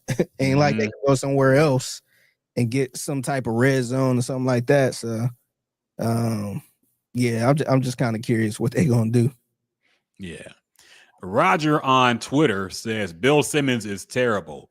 Yeah, and the funny thing is I used to like Bill Simmons. He actually wrote a book about basketball and the history of basketball. I want to say like 15 years ago, a long time ago, back when he was still with ESPN. And it was actually very informative. He actually knows a lot about basketball and the history of it. And when I was trying to study it, when I was getting into sports journalism and trying to read up on the history of a lot of stuff, that actually helped me a lot. So he actually does. He has a knowledge of the game, but his takes are still terrible. And I think he's super annoying now. And I think what he represented kind of destroyed journalism in general because he was like the blogger guy that they brought in, and he really brought these stupid arguments. People blame Stephen A. Smith for a lot of it, but a lot of it was Bill Simmons too. Yeah. So I was gonna say Bill Simmons, even Skip, because Skip was a great writer. Yeah, he was a great writer, but you don't really know him for his You know him for his egregious takes on LeBron James and all that shit. So I guess that's the shit that make them who they are now. Yeah. So I don't know. We'll see. I do wonder if RedZone will be on some ESPN Plus type thing from now on. It won't be on a regular channel. I think it's still on cable, but I don't know. Maybe it'll be more accessible. Who knows? Yeah. I got a Fire Stick, so hopefully that don't. You're gonna start locking that shit down. Oh, speaking of which, how do you feel about all this ID stuff that's been going on? How people have to upload their government ID or get their face scanned to use YouTube and use Twitch, or at first it started out as apparently a porn ban to where, you got to upload ID to do porn, to see porn sites, which has basically been going on in all over America anyway. It's going on here in Texas.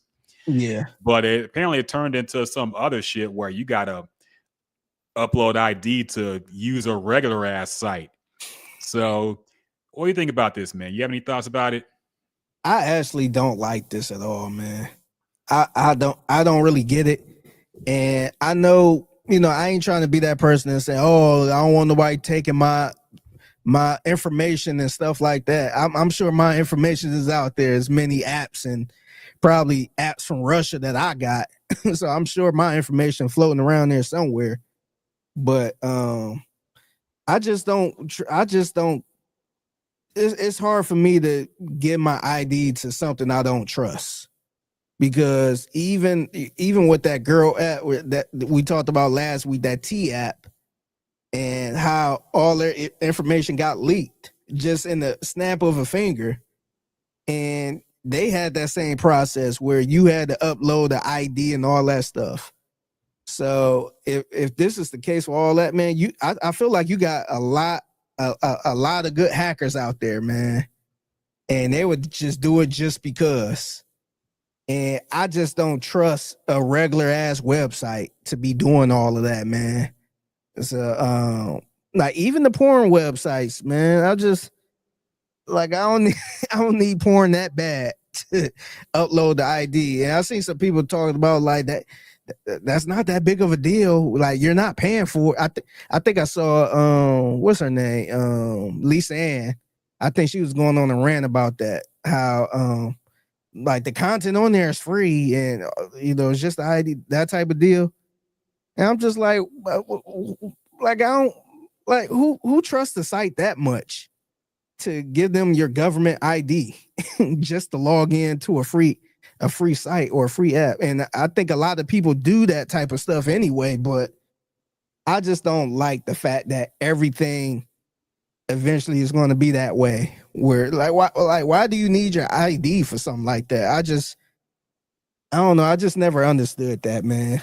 I think that's a bad idea, especially with how good the hackers are. And they ain't got that good of firewalls to protect you like that. So I don't like it at all, man.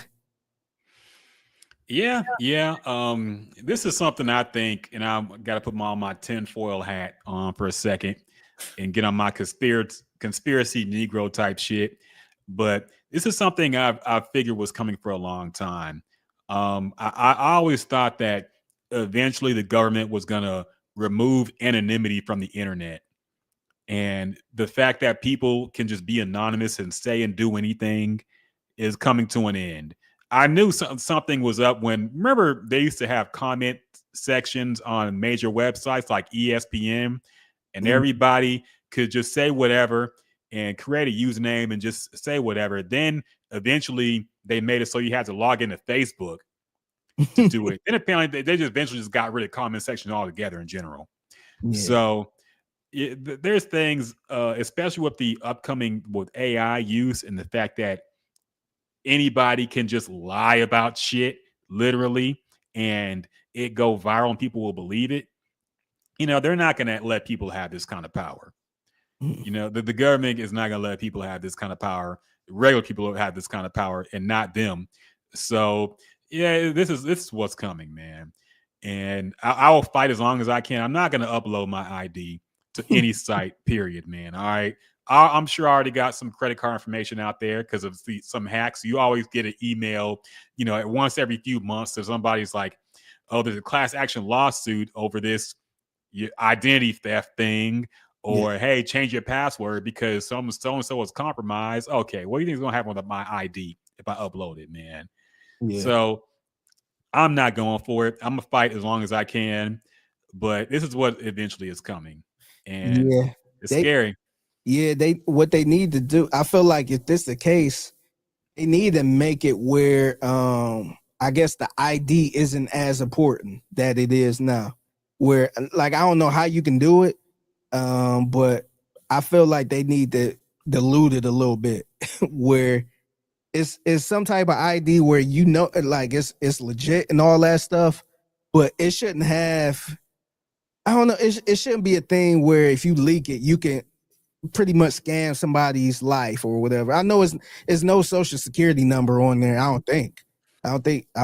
know my license don't have a social security number on it, but it should be like, I don't think it should be that confidential of an ID where you could just upload it to any or have to upload it to everything you go to. Like, I just don't. To me, I just don't think that's a good idea to have like something like that where you could just leak stuff like that could happen more often. Maybe it could be something where, you know, it's this person. Like, we got to validate. We got to make sure it's really you or something like that. But I just hate the fact that you got to put your government out there. First of all, just everything. So everything about you on that ID, pretty much, with your address and all that stuff, just to visit YouTube or some type of site or something like that. I don't know. I just don't like that, man.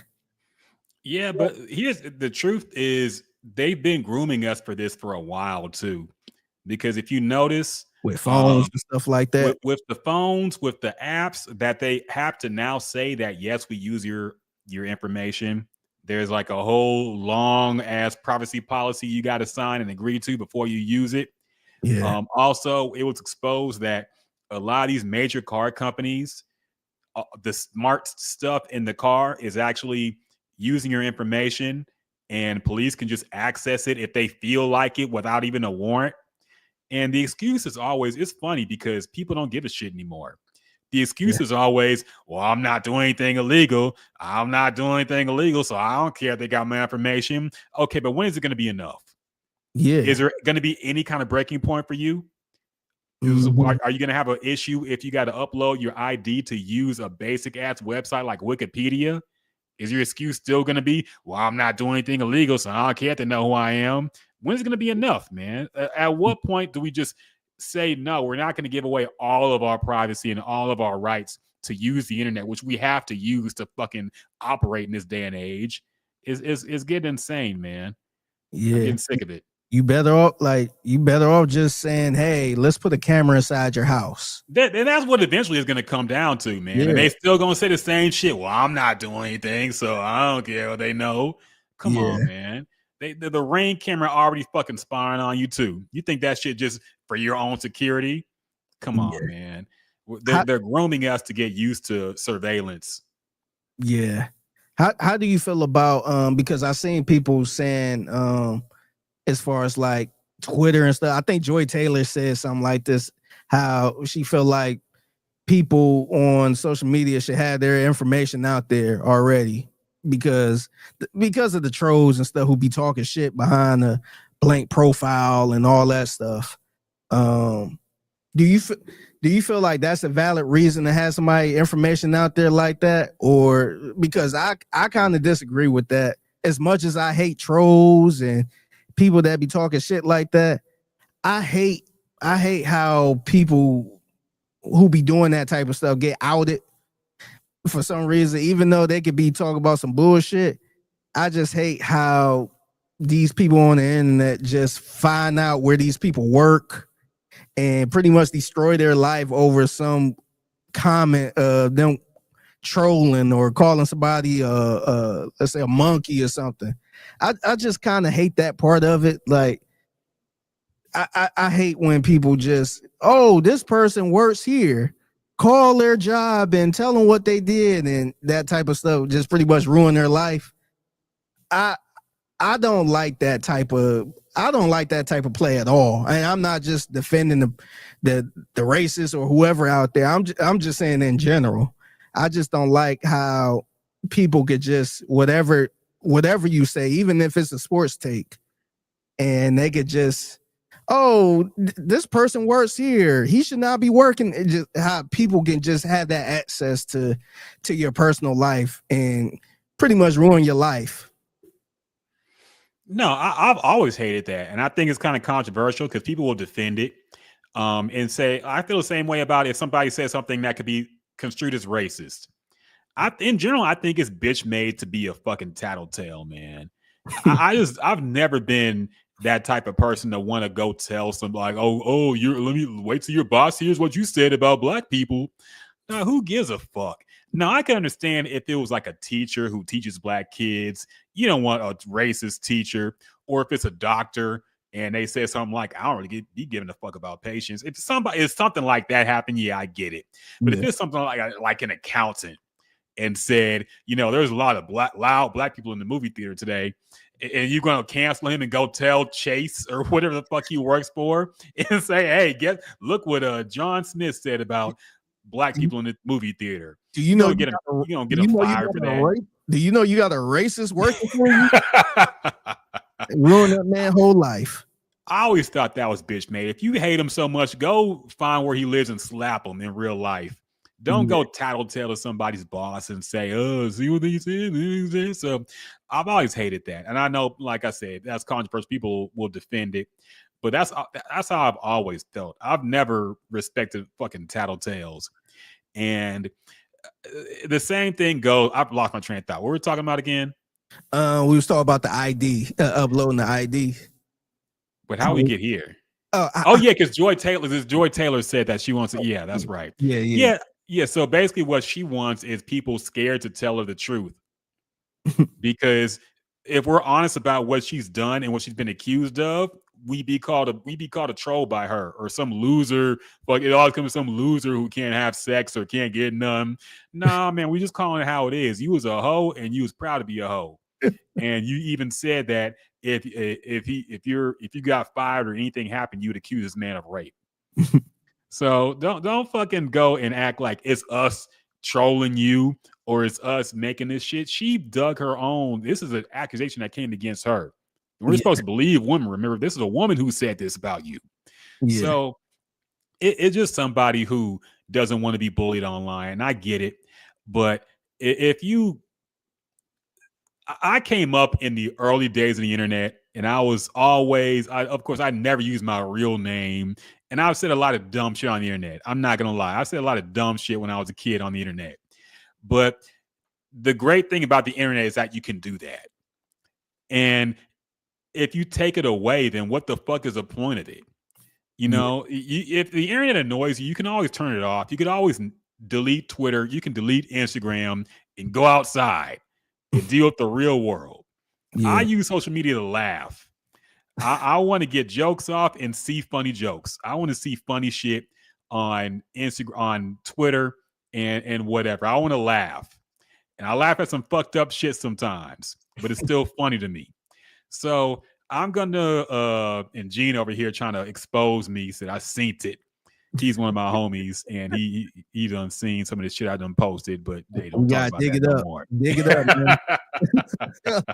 and then post where you work.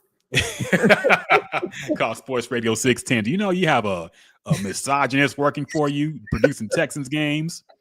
Sorry, man.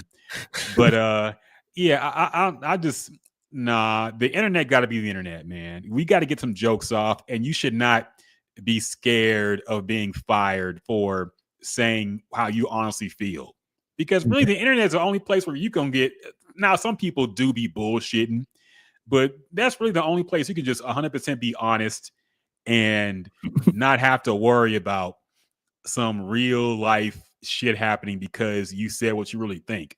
Yeah. And I think it's also a good barometer of how people are actually thinking and feeling, because it's hard to get that in real life.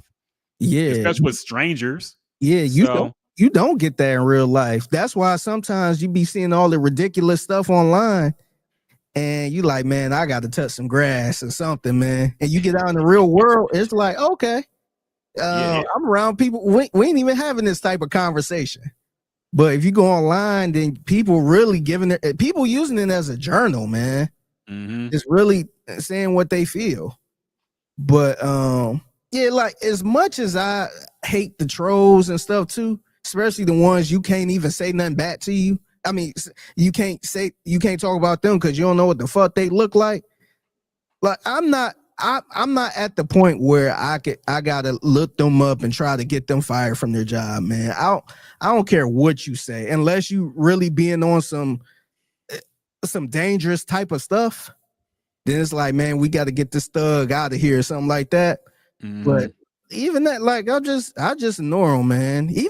And that's how I kind of feel in real life, man. Like we talked about people who try to get other people fired and all that type of stuff. I just never understood that, especially if it don't have anything to do with me.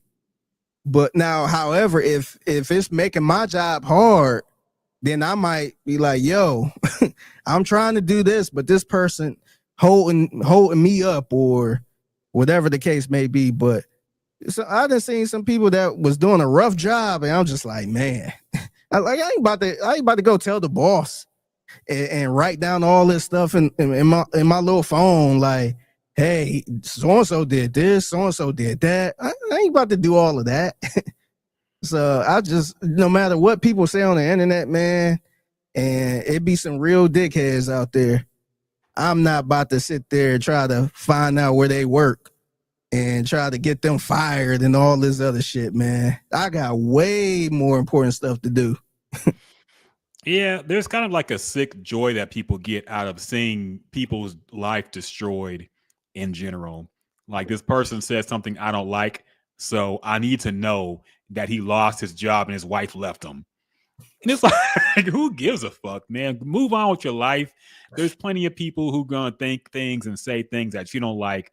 But part of being an adult is just not worrying about other people and living your own life, man. This is something that children do. And I see grown people really getting involved in this shit. And it really worries me how you ain't got nothing else going on in your own life that you just gonna hyper focus on this one person just because they said something mean on the internet. It's crazy to me, man. So yeah, no, I 100% agree. So like at one point I was frustrated because I'm like, man, people talking shit about me and there's some fucking weak ass profile with no picture and nothing on there, and they got all these jokes and all these insults, and I can't even say nothing about them. Where I'm like, man, they need, like, we gotta start forcing people to put some profile pictures up or something. But at the end of it all, man, I'm just like, man, I ain't gotta respond to them or reply to them. Just fucking ignore them. No, and honestly, like, it sounds corny, but I do pity the people who think like that, because I felt like that. In like the lowest times of my life, I've gotten enjoyment out of seeing other people being brought down, because it kind of makes you feel better, you know? Like, well, my life ain't shit, but now your life ain't shit. So misery loves company. But when I'm doing well and I'm good, you don't even think about trying to ruin somebody's life or some stupid shit on the internet, because you good. You're content and you're happy in your own life. And so whenever I see people who just got thousands of tweets just hating on people and shitting on people, and it's just full of hate, I feel bad for them, man, because you have to know somebody like that has nothing going on in their life, has no significant other, boyfriend or girlfriend or whatever, and probably living with their parents, and probably a bum with no job, and just is fucked up. So you just gotta ignore them and do your own thing. Yeah, and sometimes, shoot, I mean, I hate to use this little cliche, but hurt people hurt people. Yeah. Sometimes when they just so critical on everybody, like you had some issues you going through probably, because even when I do have issues, I'm not spreading the hate. I'm not sitting there hating on everybody else or just trying to tear down. I try not to tear down nobody. But for the simple fact you get off on trying to tear down people, you got some issues yourself. No, 100%, man. And like I said, this doesn't include everybody. Of course, if you don't agree with what Trump got going on, I'm not saying don't try to bring him down. This is fucking president, man. You see our country is fucking, I don't even get into that. But I understand critiquing like somebody in politics or something that matters in the world or in your life. Yeah. But a random person or celebrity on the internet don't matter. Yeah. So that's something I've always felt that really annoyed me. But yeah, what can you do? So yeah, no, Joy Taylor, we're not going to put our real name and government ID on the internet just to call you a hoe, because you put this information out there, not us. Yeah, or better yet, just go ghost. You gotta be famous, and I hate saying that too, because everybody human, but that shit come with the territory, man. 100%. I get sometimes whenever I'm doing a show and I'm talking a lot or saying some stuff, I gotta cut the text line out, man, because sometimes I don't want to hear none of it. Be some basic sports shit, and then you got motherfuckers texting in like, you a dumbass for that take, or you're fucking stupid, or little stuff like that. And like, bro, I'm stupid because I feel like the fucking offensive line is not good. So sometimes the best way for me to roll is just to kind of just don't even look at it, man. Let it pass on. I'm gonna say what I gotta say, just keep it moving, because I ain't got time to go with getting the back and forth with somebody over something I said. And then they're not even trying to debate it. That's the worst part too, man, where they're not even trying to debate what I said. It's one thing. Yeah, that's just a hater. Yeah, it's one thing if you said, hey, I disagree about the offensive line. I think it's going to be good. It's one thing where we can have a conversation. But when you go into immediately insult mode, like, what the fuck am I supposed to do with that? Like, I'm not responding to that. There are people who say that no matter what you say. You could say, well, we know the earth is round. Somebody gonna call you a dumbass. Don't you know the earth is really flat? How do you know? How you been to space? There's gonna be somebody who says that no matter what you say in a public forum. They always gonna call you a dumbass, an idiot, and they won't expound on anything. Sometimes I get bored and I like to read random Twitter arguments. You ever go in somebody's replies and just keep clicking more replies and see this stupid ass argument go on for like hours and hours at a time with somebody trying to talk sense and the other guy just trolling by being an idiot, saying, well, I'm not going to Google it for you. I'm not going to do this shit. Do your own research, dumbass. What? That's the worst person to argue with, bro. Yeah, like, oh, the earth is round. No, it's flat. How do you know it's flat? How do you know it's round? Do your research. I'm not going to do your own research. Do your own research, dumbass. Yeah. This kind of remind me. I wish I could find this tweet, but did you see this tweet of somebody getting roasted because he said he feel like Meg is not that fine? And he just pretty much said, I don't think Meg look all that. She don't look all that to me. That type of deal. Man, he was getting roasted so bad to the point he like in his comments, he was just like, damn, that's just my opinion. Like I went to try to start. I just said I don't think she looked all that. Man, they was roasting his profile picture, man. They was calling him gay. I'm like, damn. They were just going in on him. I'm like, damn, like I disagree with you.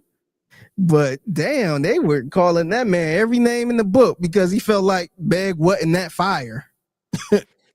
That's an annoying thing people do too. When you say something about somebody's appearance, and usually some high profile celebrity, you know, when it's somebody like somebody just glazing, like a Sydney Sweeney, for example, she's very popular right now. If you were to say, you know what, I don't think she is a 10 out of 10, you know, maybe I think she's an 8.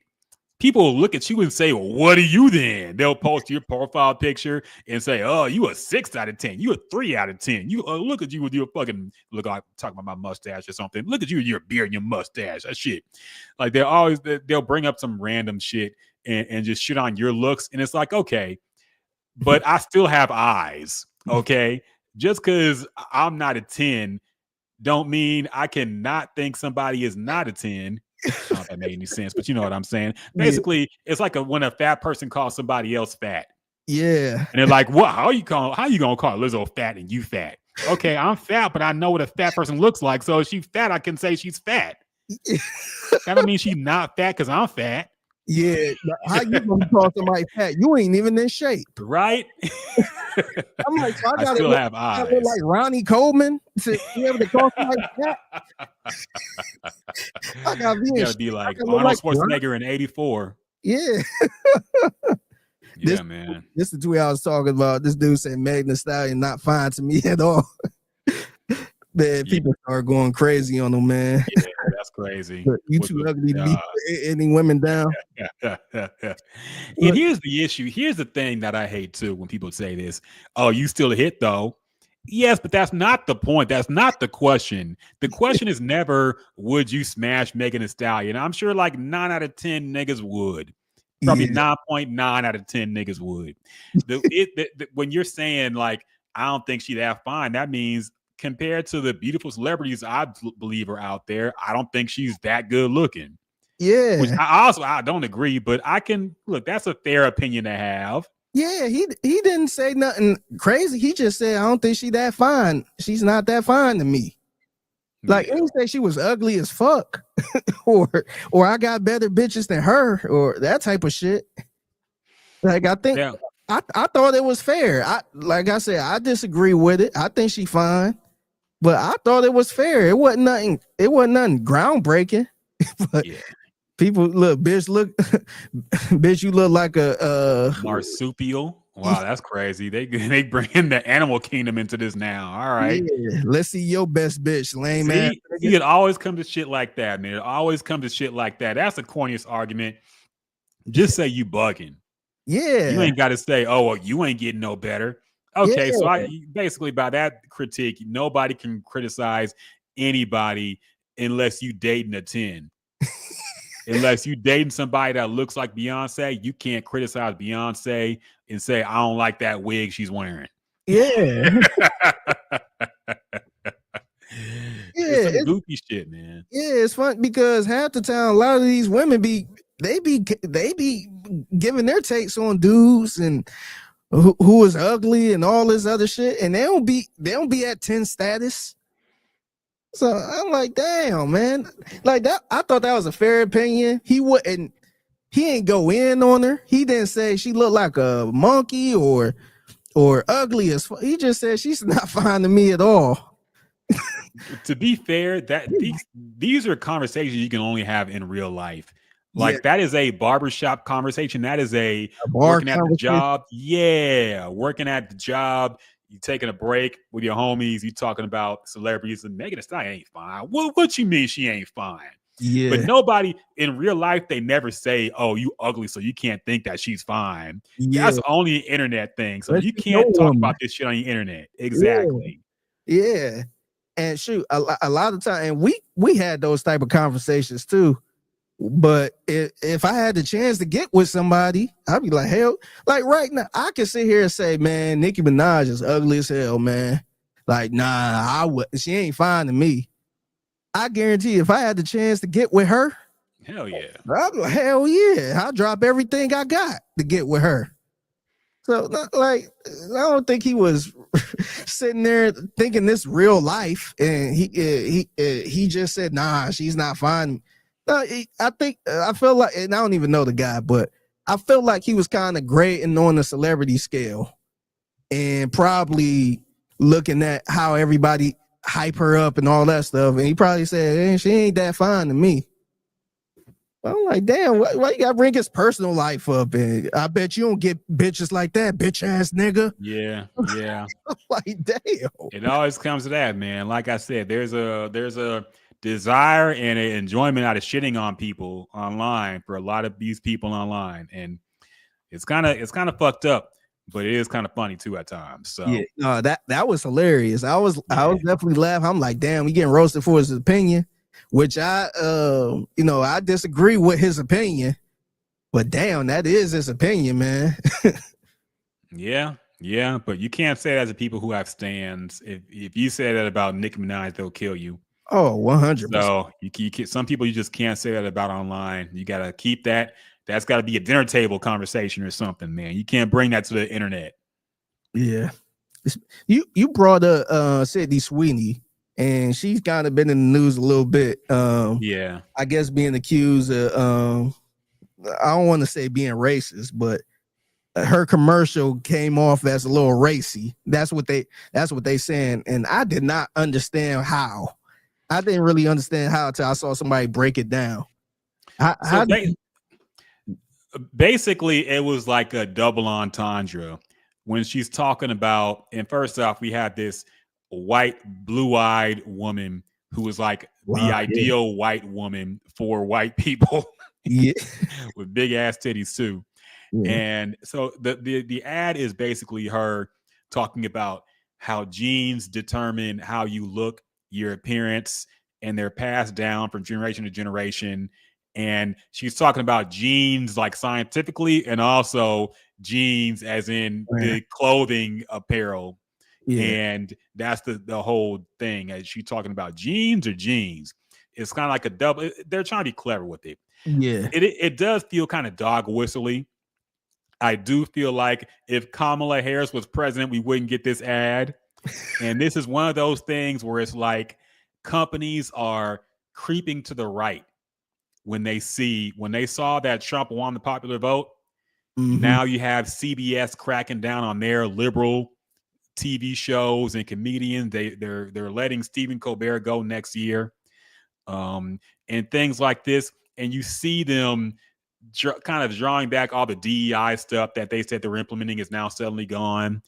And it's just another case of that, man. I think it's what they call a dog whistle, where there is certain signals you send to certain demographics that you can argue is not that. You can argue it's not, she's just talking about genes.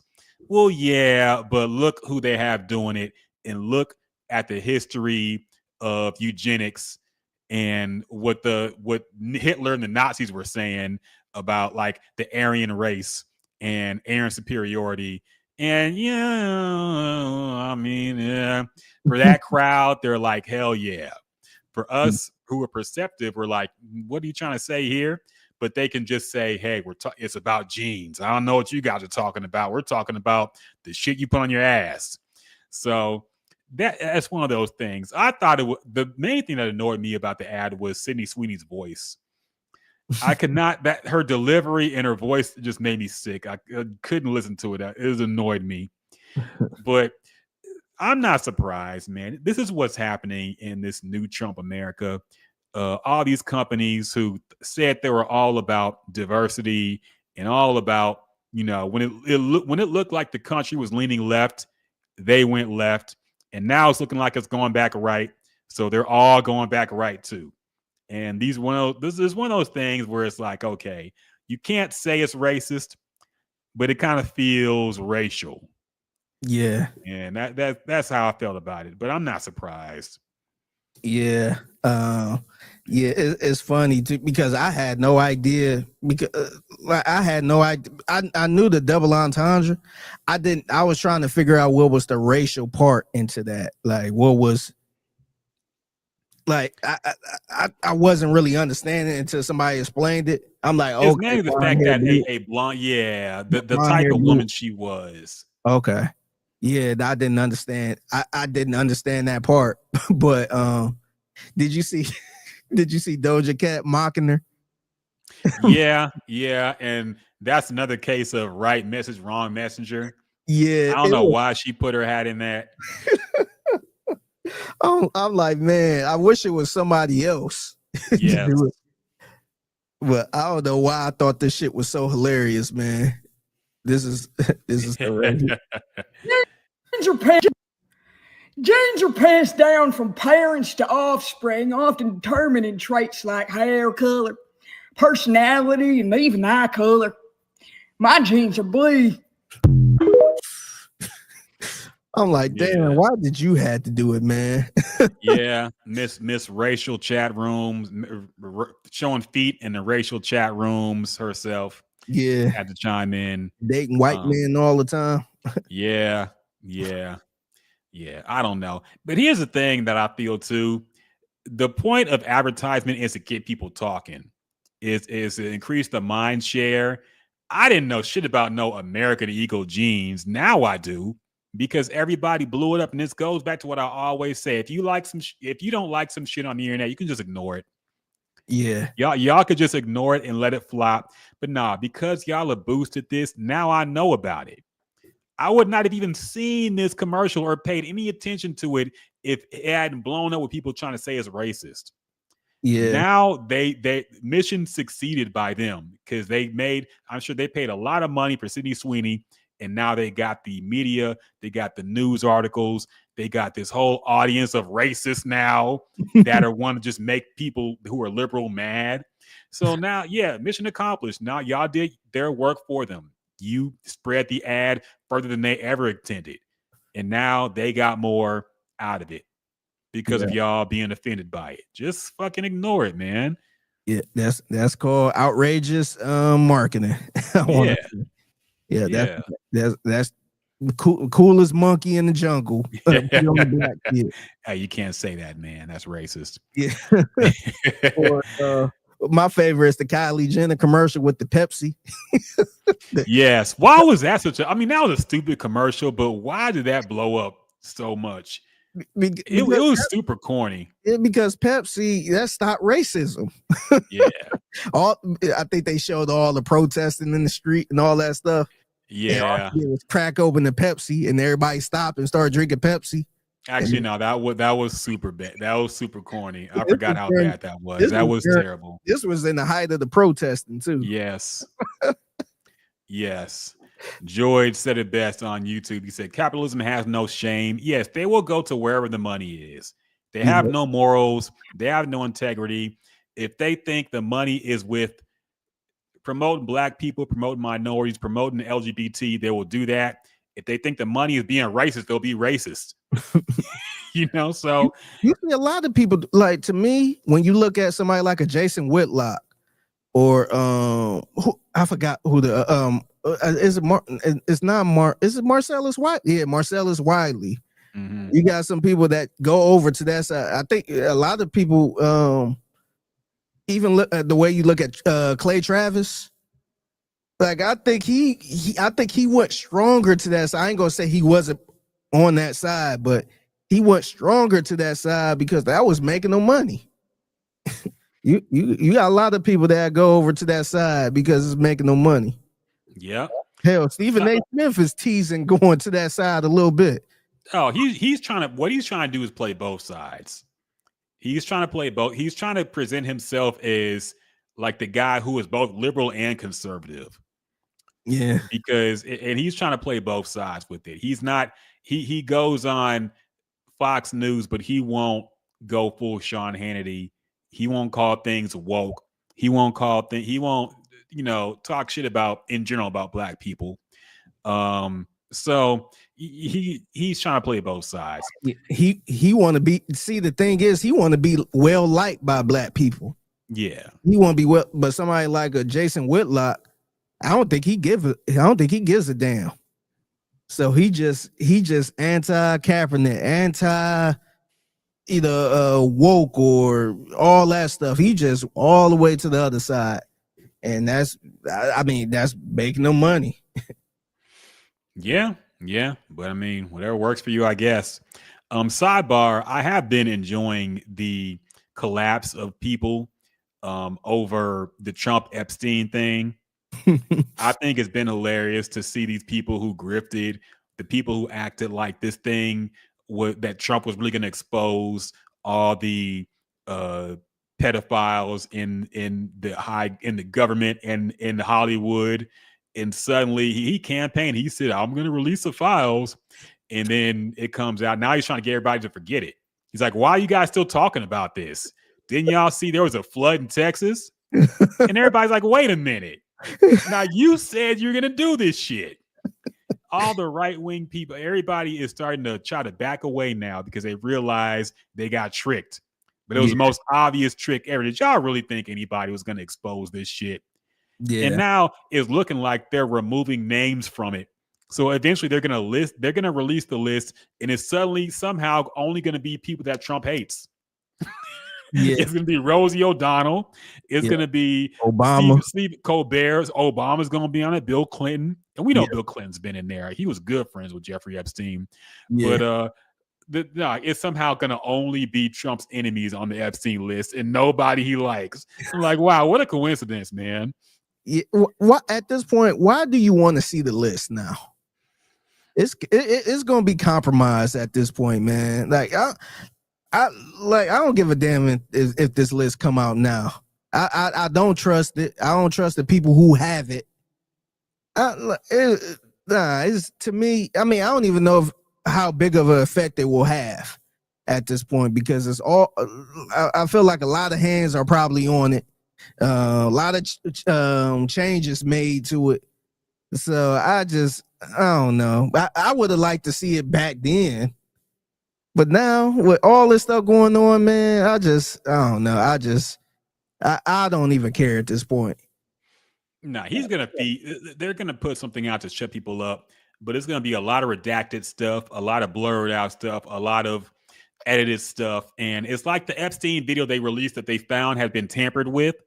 They're like, we're not going for that shit, man. But it's just funny to me how people are acting like all the comedians, all the grifters, the social media influencers who backed Trump and really thought he was going to change things now realize that fucking life is worse than it was under Biden. Now tariffs for no reason, everything is more expensive. Now Epstein is being protected. Fucking he's talking about he might pardon Ghislaine. It's like, wait a minute. So he's talking about he might pardon Diddy. Yeah, they're gonna be super mad if that happens. Dog, can you imagine the what they would have to do to justify Diddy being pardoned by Trump? Yeah, especially they're trying to make Diddy the Black Epstein. Yeah, now they got to somehow explain that. Yeah, a lot of right-wing people was shitting on Diddy. Yes. So now, like, how do you explain that? How do you fix? I ain't gonna say fix that, but how do you justify it? Yeah, Like, explain that to me. Why the president you voted for did that? Like, what do you say to that? Oh, dog. All they can say is, "I'll support Trump, and no matter what he does," because somehow this is still better than Kamala. Yeah. I would just be like, man, I don't know what that nigga doing. Mm-hmm. Like, you know how your favorite team, you support your favorite team, they doing good, and you be like, yeah, we doing good, baby, we good. But when they do something stupid, man, I don't know what they doing. Man, I don't know what's up with them. But when y'all do good, it's like, yeah, we doing good. Yeah, we 4-0, baby. As soon as they become 4-12 or 4-13, man, them niggas 4-13, man. I don't know what they doing. They have to go like that. No, they're all saying, "I didn't vote for this. I didn't vote for this." What'd you expect though, Donald Trump, man? What y'all really expect? It's just funny how people are realizing they've been had, and people are there are some people who are just going all in on it and act, because it's too late now. But there are a few people left with some kind of integrity where they can't just openly be hypocrites. They can't just openly act like this Epstein shit don't matter no more when they spent the entire past year talking about it. So it's very funny to me to see the collapse of these right-wing grifters who are only in it for the bag anyway. Now they got to either justify what Trump is doing or speak against him, which risks their whole audience they spent years cultivating with this bullshit. So I'm enjoying it personally. Yeah, we just getting started too, man. Just getting started. This what he got? 3 more years? This is only year 1, right? This ain't even year 1 yet. Yeah, I don't know what's going to happen there. Every day I see some ridiculous. Like today, I saw they cut funding for the Corporation of Public Broadcasting, which PBS comes from. Yeah. So now they're shutting down. So yeah, I'm sure people who voted for Trump hate PBS, right? They hate Sesame. Not what was it? Sesame Street on Sesame PBS. Street was on PBS. Yeah. They hate Barney. Yeah. Yep. I never liked Arthur anyway. I saw some shit like the director for the food and health safety is getting fired. Like they're basically destroying that as well. So yeah, now we don't have anybody checking our food for fucking rat poison or whatever the fuck they put in it now. Yeah, I'm really sure I'm sure MAGA love that, right? They definitely wanted that. Listeria in their tuna fish. Yeah, or put some shit that causes cancer. Yeah. RFK was supposed to get rid of all that. I don't know what happened. But oh well. So yeah. Yeah, it's kind of fucked up. I mean, it's really fucked up, but no, I will admit there's an enjoyment in seeing people realize what they've done by supporting and voting for this man and what it's turning into. Realize they got hoodwinked. Yeah. Bamboozled, led astray. Yep. And flat out deceived. And also, maybe last but not least, there was some discourse on Twitter. Ari Lennox had a statement about Martin, the TV show, the hit show on Fox in the mid 90s, starring Martin Lawrence and a cast of other characters.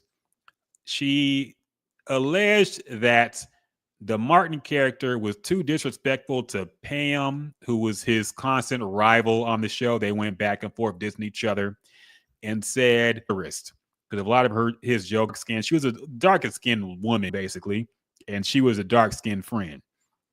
I guess disses towards her, man. This feels like something. I guess she feel a certain type of way like that. And I'm like, did you see her actually calling them short and all that stuff? Going head to head, man. Like I never looked, even in real time, man. I would understand it from the outside looking in. Even made any jokes about her color. Like I don't think it was horse or something like that. Or dog. Yeah. People like myself be a little offended. Name of the show, and they all be cracking on each other. I kind of hate that about this newer generation, man, because I feel like though if you gonna pick apart some those shows, intention of the show and how it's portrayed. I'm not gonna lie and say that the preference in entertainment girlfriend that she called that is basically being called a donkey and ugly and a people know what this is. It's entertainment, but children can be cruel, man. And I'm sure a lot of kids will look at that and say, well, she's ugly because she's dark skinned. You know, because people, dark skinned women who love and they got the Pam jokes. That we see something funny on TV or some people don't remember how school used to be, dog. School used to be a roast session that Martin said last. Yeah. And me, for example, I'll put myself out there. I was a fat kid. So when Eddie Murphy put out, I'll forget what grade I was in that year. You know, I was fighting for my life when that movie came out. Fighting for my life because I had to think of something that could compare to that. But I'm not going to sit there and blame Eddie Murphy for making that. It was funny, but because kids said that she understand where she's coming from.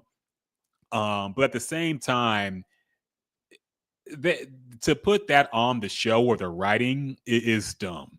Because like you said, everybody got roasted. Gina got roasted for her big head. That was a recurring joke. Tommy got roasted for being bald. Other dude for being dumb. Yeah. Cole for being dumb. Martin for having big ears. Everybody got roasted on that show. Yeah. And she went back and forth with him, but they're actually good friends in real life. Yeah. So it was never that kind of tension there. And she even said, I remember her saying, Martin Nash, they had some jokes lined up for her, and Martin actually stepped in like, nah, I'm not saying that. Yeah. He actually stepped in and said, nah, that's too far, or nah, I'm not comfortable doing that. So it wasn't like he was being a certain way towards her. And maybe the writers were trying to cross that line a little bit. But he stepped in and said, nah, he said, nah, I'm not doing that. But I just don't see watching that show how you can sit there and be like, oh, I'm a little uncomfortable with what he's saying to her. I'm like, do you see what they saying to each other? Because I'll get roasted for that. I'll get roasted for my gap. But so I get that part. But I just don't see how you look at that show and be like, had some type of, like you said, where they were firing off. But I feel like people think too much into shit. Now people have a problem with every joke to the point you can't even say certain jokes now. And trade her as somebody who was ugly in the show. Like if other people was joking about her being, but it was only Martin saying this shit. It's a key that is just their dynamic. How his wife, the Peg, that's right. Peg, like she was some hideous monster, ugly and all this stuff. But you look at her like, what is he talking about? She's pretty. You're not supposed to think too much into it. So yeah, I think I understand what for that. Yeah. She could have used it as instead of a whole bunch of other stuff, but she's singing. What she actually could just the 90s period. I feel like it was nothing. It'd be one thing if Martin was always talking about light-skinned chicks. I guess let's say, and squat like that. Honestly, I could have been like, damn, maybe always had some type of lighter chick, Pam. And I just didn't get that, man. I feel like everybody had it. Everybody was getting it on that show, man. A whole, it's 5 of y'all having a roast session, and you get mad at one person for getting on you the worst or something like that. Like everybody, we all joking on each other. I'm getting cracked on like that, man. Yeah, no, me neither. I think it was misdirected. Like I said, I think she has a broader point. That was just a bad example. I honestly think it came from her childhood. I think she got cracked on, like a lot of us did. I don't know if you were there for the Yo Mama. You used to have to come to. There would always be some Yo Mama jokes. What I used to reference was there was a scene in Bebe's Kids where what's his name? Robin Harris had a Yo Mama battle with one of the women he's dating friend, I think. And some of those jokes I used and actually got a lot of laughs out of it. He said, one of them, the girl said, "Your mama's so dumb, she thought a quarterback was a refund," or some shit, like stupid shit like that. You had to bring them jokes to school, and you would actually get some laugh. People would go crazy over it. So school used to be a war zone. If you went to school with a lot of black people, you had to come prepared, man. And that's kind of what Martin was, but it wasn't that deep. Yeah, it was a war zone. My school, we wasn't really doing your mama jokes like that. They were actually roast you. Like if you come to school with some buddies or some cheap ass shoes or something like that, tight ass pants, they gonna roast you to the point you might have to transfer. You might have to get up out that school, man. I done seen some ugly stuff, man, where people get roasted so bad they start crying, and then next thing you know it, Matthew don't go here anymore. Yeah, it was ugly. It wasn't so a little backstory. I went to Catholic school up until 3rd grade, and then after that I was in the count or public school. I was in general population at this point. But it wasn't as bad in Catholic school to the point nobody was even cussing. But when I went to public school in 4th grade, man, people was cussing. They would cuss out the teacher and all this shit. And that's when they were really roasting you, man. Like that's when I started really getting roasted. Like I said, I had to fight for my life too, man. I had to roast back, but that made me better though. And sometimes I had to catch myself too, because when you listen to our show like 610 and stuff like that, sometimes we get in a point where we try to roast each other a little bit, and sometimes when two of them ganging up on you, you got to go. You in defend mode. And sometimes I'm like, man, I know you ain't talking with that ugly ass shirt, or I kind of get into that mode. And people be like, oh wow, he's where I'm just like, what? Like, all right, he's mad. Oh, you took it too far talking about his shirt. Okay. Yeah, that happened to me one time.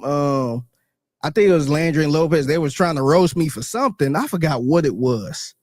But then when I threw a shot back, they're like, oh, see, I guess he's getting personal. I'm just like, y'all ain't about that life, man. Y'all ain't about that life. Let me dial it back because I can roast. If you trying to do all that with me, I can roast back. But I just hate the people that start bitching and getting for real when somebody when they started the roast and then you start roasting back. Now it's like, oh, he's getting personal. Bro, he's mad now. You mad like Cameron and Bill O'Reilly. You mad. I hate that kind of person, man. Yeah, but nah, you had to fight for your life though, man. Otherwise, you gonna have to transfer, man. And this is 4th and 5th grade. You gonna have to get up out of there. Yeah, I do wonder if school to go through that.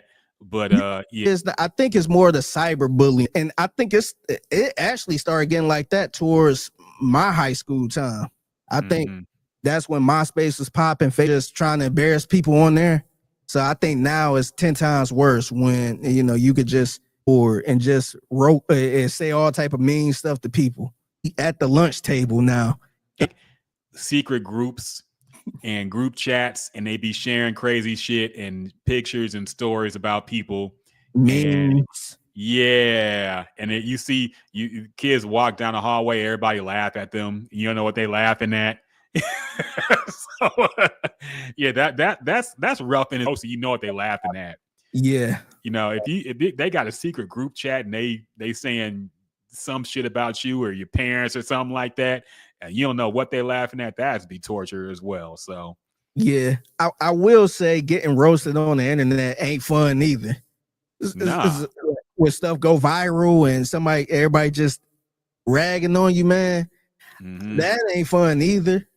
But man, just doing it, I kind of miss the whole doing it in person, because that was you had to have a talent for that, man. Yeah, you had to be quick with it. You can't stutter. You can't be corn. You can't have a joke that bomb because some people try to say, "Oh, that's why you fat."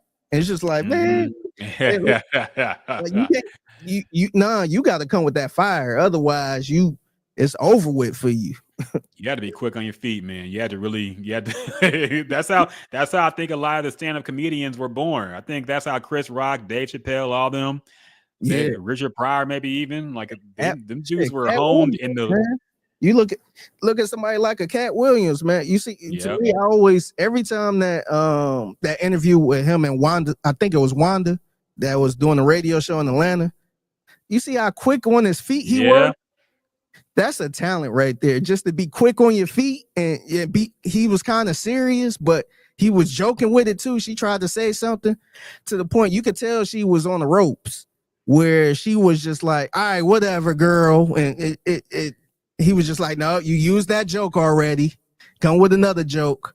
He was just quick and on his feet, man. No, do you see how short Cat Williams is? You know he had to fight for his life. So yeah, I'm not surprised, but he is very quick-witted. He was always the best in those. Remember that was that MTV show with Nick Cannon, Wild and Out? No, yeah, he would always kill people on there. I'm like, of course he did, because he done heard it all at this point, I'm sure, with the short jokes. Mm-hmm. Yeah, so, but those were the days, man. You had to be on it, man. Yeah. Then it wasn't a thing where you just start fighting somebody. Like it was no, like you get roasted. And now you probably got people going to the trunk of the car. You probably got people trying to fight, and I beat your ass. You got all of that stuff now. But back then, man, you just someday shit could just happen, and then people would forget about it. Mm-hmm. So really, but if somebody take a video and post it, that shit ain't going nowhere, man. So yeah, it's rough for these kids too. I don't envy them at all. Yeah, at least we can erase our shit. Yeah, like people probably forgot about all the roasts. You can just deny it happened. Yeah, you're like, I ain't do that shit. What are you talking about? Yeah, hell, as far as everybody else know, I was the coolest dude. I wasn't a nerd in school. You never know that unless you run into somebody that I went to school with and try to expose it.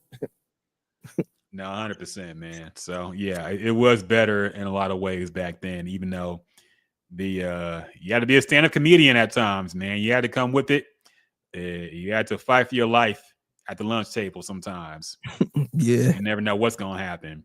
You laugh at somebody else joking and they come after you. Now you in defense mode. I'm like, wait a minute. I wasn't even part of this. So the worst crazy, man. About this, the worst is when you at the lunch table on the playground or something like that, and niggas looking at your outfit and they be like, look at that shirt right here. They grabbing your pants and, man, what kind of hat is this? And they take your hat and they just having a blast, man. I'm just like, damn, that's the worst right there, man. That's why schools had uniforms. Now I don't know if they still have uniforms in school, but that's why you knew you was in a hood school if they had uniforms. That's exactly yeah. And that wasn't even, it's crazy. They tried to enforce uniforms when I was in 4th grade when I went to public school. But nobody's wearing it. It was only, the worst thing is it was only a couple people that wore uniforms and they got roasted because like, nigga, you ain't got no clothes. Wearing uniform. I'm out here fresh in some FUBU and all that shit. And niggas was still getting roasted, man. It was no way around. I'm telling you, you had to swim or sink. Mm-hmm. It was like being in jail, bro. No, 100%. Dog, I've always maintained school until you get to college, school is basically prison. It's like a 5-hour long or however the fuck it is now, a long prison every Monday through Friday you go to. You're institutionalized. You can't eat till they tell you to eat. You can't play till they tell you to play. You only get to go outside for like 30 minutes. You got to come back in. You got to sit there and do what they say until your parents come pick you up. Yeah. It's basically prison, man. So no, for real. You be out there on that yard getting your ass whooped. The worst thing is when you knew a fight was going to happen. When you knew, oh, you got to go fight fucking Tyrone. You say he's going to beat your ass. And so you spent the whole day thinking about that fight. You wake up in the morning knowing you get your ass kicked. And you got to go until lunch. You're nervous and shit. Tyrone said, meet me by that tree at 3 o'clock. They got a crowd around there waiting for your ass. Oh. I remember it was one time one of my buddies was I guess somebody trying to fight him and he wasn't trying to fight, and we walked the same way home. So I remember him dipping out as soon as the bell rang, and I'm trying to dip out with him because we walk home together. And I just remember everybody's like, oh, there go Tyrone, whoever. And he busting his ass trying to make it home. I'm just like, man, that shit was really like prison, man. You be thinking about that shit the whole time. And the thing is, you couldn't even tell a teacher. No, that would make it worse. You will have to transfer, man. Yeah. Like, you can't snitch to a teacher. Like, hell, the raps. I remember I got into a little scuffle before. I was play fighting, and you know I kind of get a little rough. And I remember I made a mistake and ripped somebody's shirt. Mm-hmm. And he was just like, man, my mom gonna kill me, man. And he, in return, I had to let him rip one of my clothes. And so I had to let him rip one of my shirts. And I had to go home, and I couldn't explain it to I couldn't tell my mom I got into a little fight or playing too much. I had to tell her that I made a mistake and ripped it on the fence. It was just all this bullshit, man. It was just all of that type of shit. It's just like if you was in prison and you got in a fight. Exactly. You can't tell the CO. You just got to take that on the chin. If they see you with a black eye, you got, hey, I just fell. So it was exactly like that. Nah, it is exactly like prison, man. 100%. The same rules and everything. You can't go snitch. Sometimes you got to fight. You can't back out of it because it'll be even worse if you do. Mm-hmm. Yeah, it's prison, man. So really is until you get to college. Yeah, the worst part is if your mama find out and she go up to that school, your life is over. Yep. Like, oh, that he called his mama up here. It's like, oh man. And next thing, the week later, oh, Timmy didn't transfer. Yeah. Yeah. I don't know if you experienced this or seen this, but this is in high school. Seeing somebody that was a tough guy around, and he ended up getting his ass whooped to the point he shitted on himself. Ugh. He actually shitted on himself. Might knocked him out. He shitted on himself. Never seen that dude again, man. Still to this day.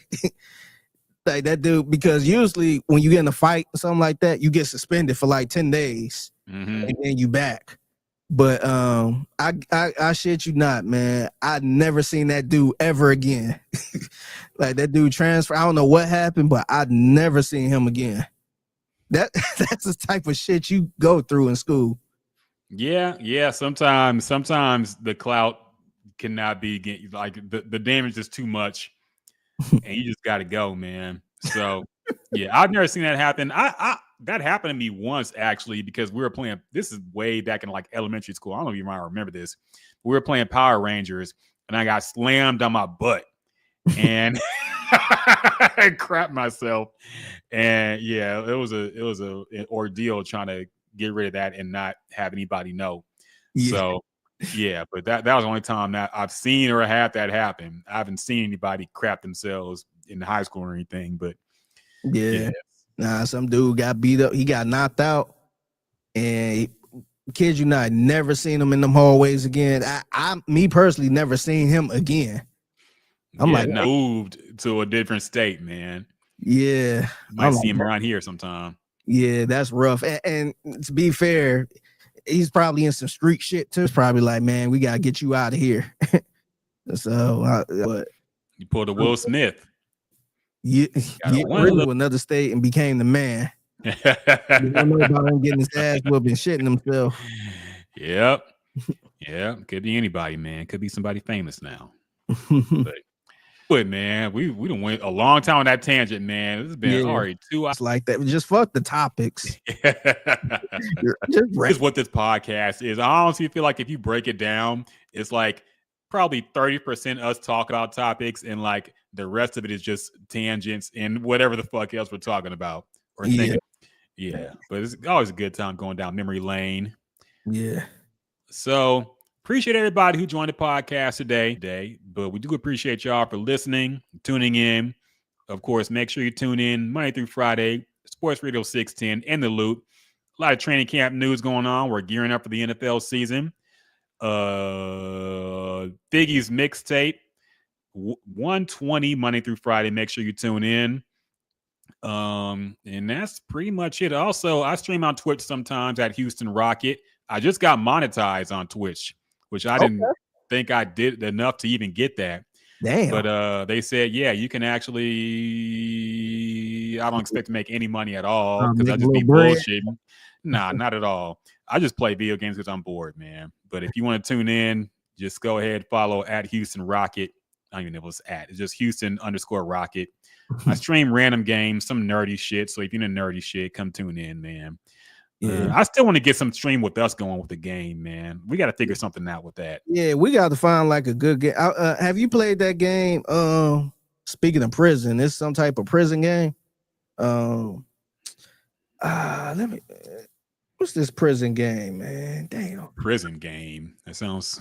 It's a game called A Way Out. No, I haven't heard of it. What's it on?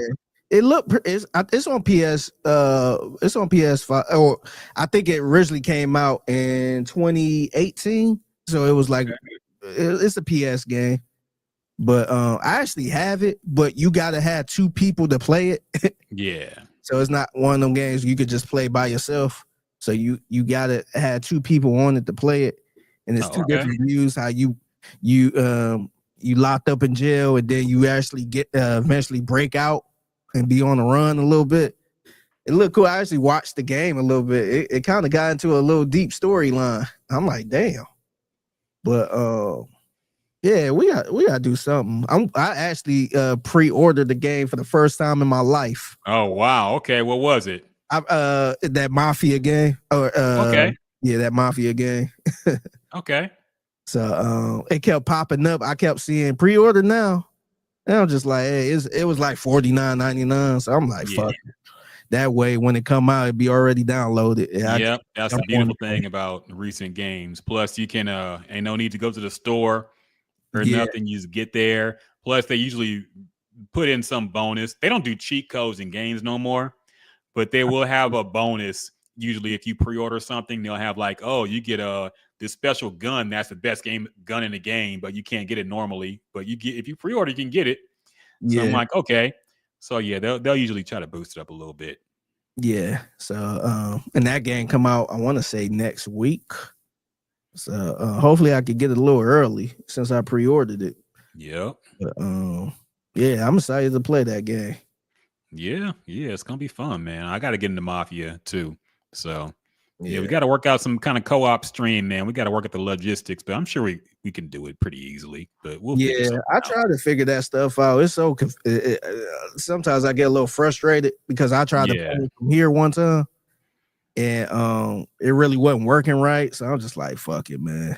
But I need to find a way where I can actually play it and kind of what we doing now. Yeah, the way my setup is, you basically have to use OBS, and we'll talk about that off. Well, I don't know what we're talking about now on the podcast. I know y'all don't care about it. Basically, we're working on some gaming content. We're gonna try to get something going soon. So anyway, thank y'all for listening and tuning in. And until next time, peace.